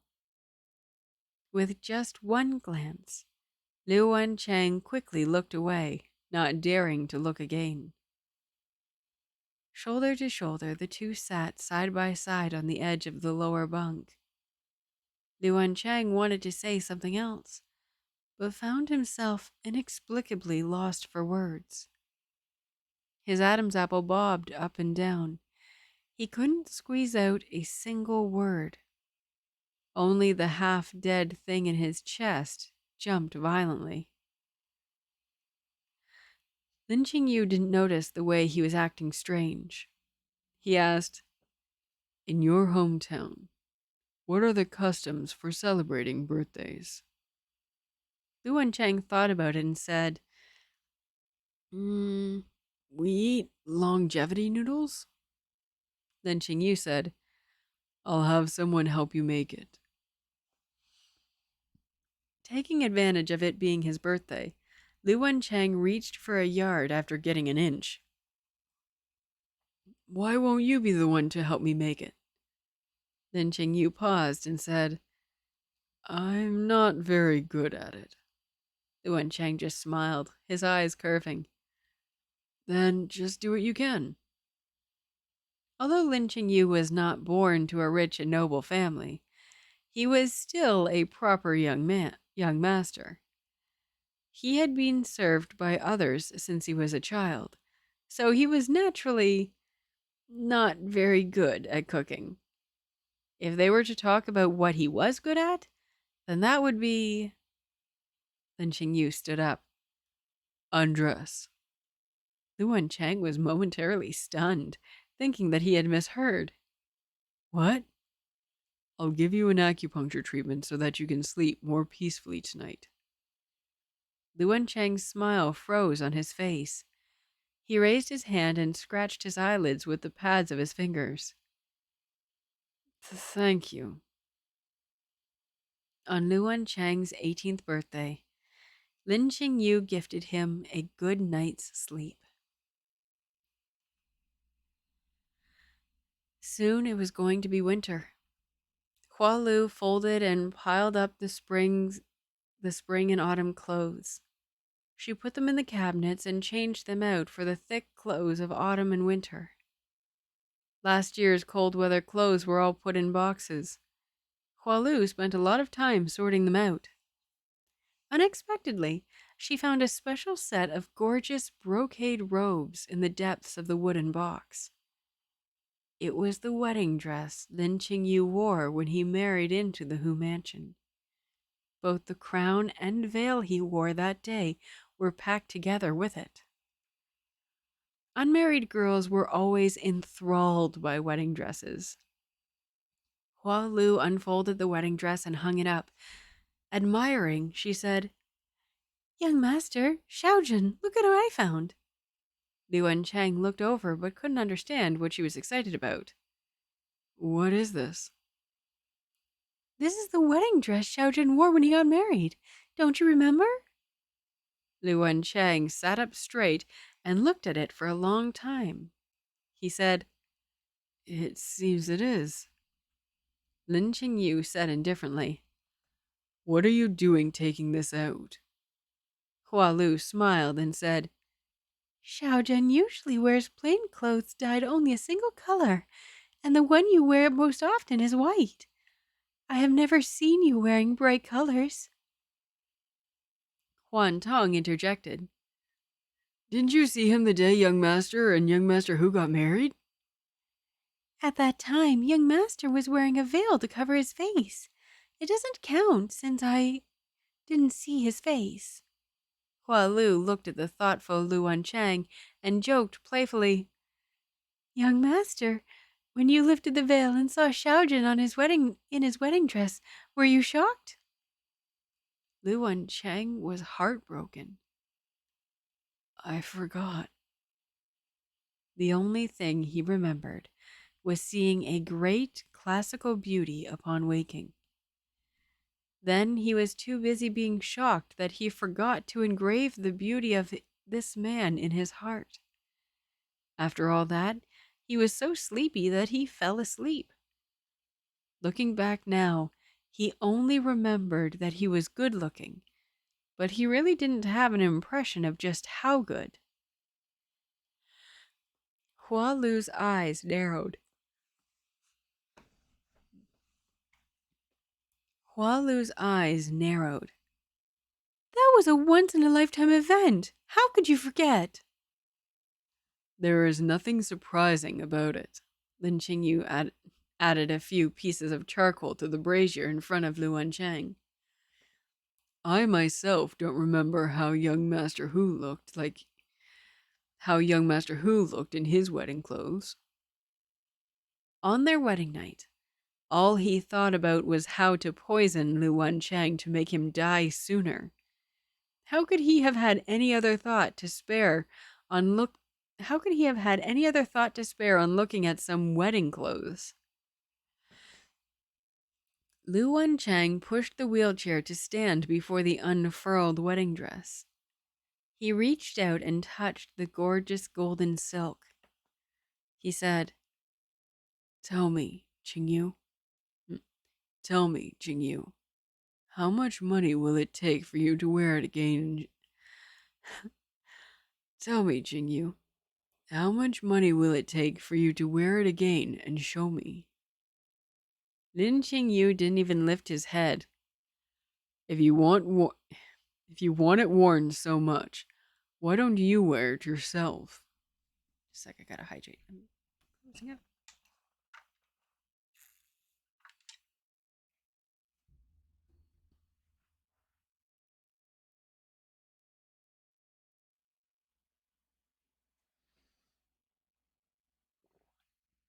Sorry. Hydrating.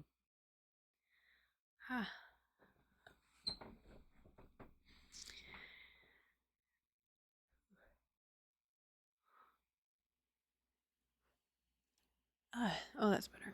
Nice big stretch.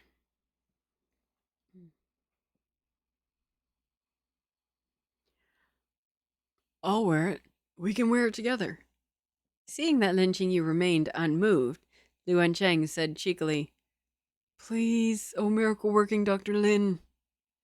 You would bow your head to ask for this trifling matter. Can't you have a bit more dignity? Wancheng whispered, Because I really want to see it. If he were to see it again, he would definitely remember it, even if he were to die. Lin Qingyu hadn't had a chance to respond yet when a servant came in to pass on the message that Pan Yineng was inviting Xiaojun to discuss matters in the front hall.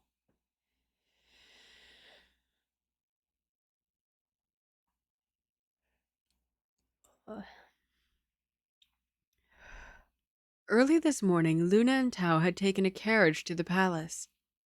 This time, Liang Shi did not accompany her. The candidates for the prince's side Slow down. The candidates for the prince's side concubine hadn't been yet determined. The empress invited all the noble girls into the palace, saying that it was to admire the flowers. However, everyone knew that this was actually a selection interview for the prince. As soon as the flower viewing party was over, the position of the prince's concubine would be decided. Although Nan'an Hou deliberately kept his distance from the crown prince, he still had a positive attitude towards his daughter's possible selection. The selection of this side concubine was open and above board. It also had the emperor's approval. When all was said and done, the crown prince was the crown prince. Sooner or later, he was going to rule the empire. If Nan'an Hou could have his daughter by his side, this could be considered as having a backer in the future.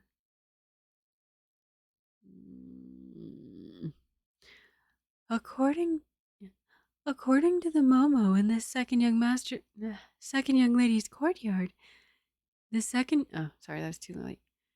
According to the Momo in the second young lady's courtyard, the second young lady dressed very plainly today. She used to prefer delicate pink, but for her trip to the palace this time, she wore plain white and did not wear too many hair accessories to her head.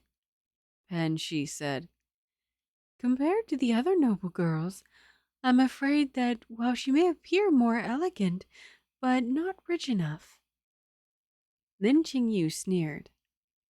Don't worry. The crown prince might just be fine with this.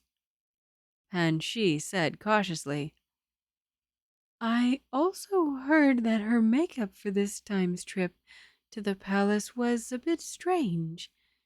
She made a beauty mole under her left eye, just like yours, Xiaojun. Lin Qingyu didn't have any special reaction when he heard this. He said with a cold expression, This is the path she chose herself. No one forced her. No one tempted her. If something were to happen in the future, she will have no one to blame but herself. This has nothing to do with anyone else. Pan Shi lowered her eyes and agreed. This is but natural. Seeing that Pan Shi made no move to leave, Lin Qingyu asked, Is there anything else Yan'an wishes to discuss? Pan Shi hesitated for a moment, then said, I remembered that Xiaojun said before that the young master won't make it to the end of the year. Lin Qingyu was slightly startled. He said, Indeed. It is already October. Pan Shi looked as though she couldn't bear it.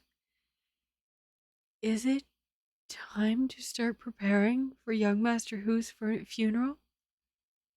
Lin Qingyu was silent for a while, then said, I will handle this matter myself. So, yeah. That's it. Just do what he likes. Alrighty, so that was all of my chapters that I wanted to get done. That's 4 chapters, yeah. And way under the time because we didn't chat at all this one. But I suppose for anyone watching these in the future, that's probably preferable. Yeah, so I will go ahead and sign off. And let me just move over here. There we go. I would like to thank everyone who was lurking throughout the viewing and everyone who is watching this in the future. Thank you so much for tuning in. If you get the chance, if you're still on here, if you would please like, subscribe, follow, all the fun things. As you'll see at the top there, I am striving very slowly to get to my affiliate whatever it is, credentials, I guess. I have a whole bunch of different ideas on what to do for subscribers and like the little badges and all these fun stuffs, which I can't do until I get there. So if you yourselves, your friends, whoever, please help me get to 50 followers. I would greatly appreciate it. If you're watching this on YouTube, please consider liking the video, subscribing absolutely to my channel. It really helps me out. And also I'd love to know that I'm not just speaking into the ether and that people are watching and enjoying these videos. Anything else? Oh, I will be, as I mentioned earlier at the beginning of the stream, I will be testing out to see how well the Monday streams do. I'm not sure if I will do a Sunday stream, and if I do, it'll only be about 2 chapters, if that. But we're definitely going to try the Monday stream at 7 rather than 8. I think that's everything. Yeah, and if you ever want to find out when I'm streaming, or if you want to follow me on Twitter, I'm on Twitter all the time now. And I always give at least a 1 hour alert. So 1 hour before we start streaming, just to let you know, and just let you know when we're about to go live. Yes, so I think that's it. That's all from Yui and myself. I once again thank you so much for tuning in, and we will see you next time. And until then, happy listening.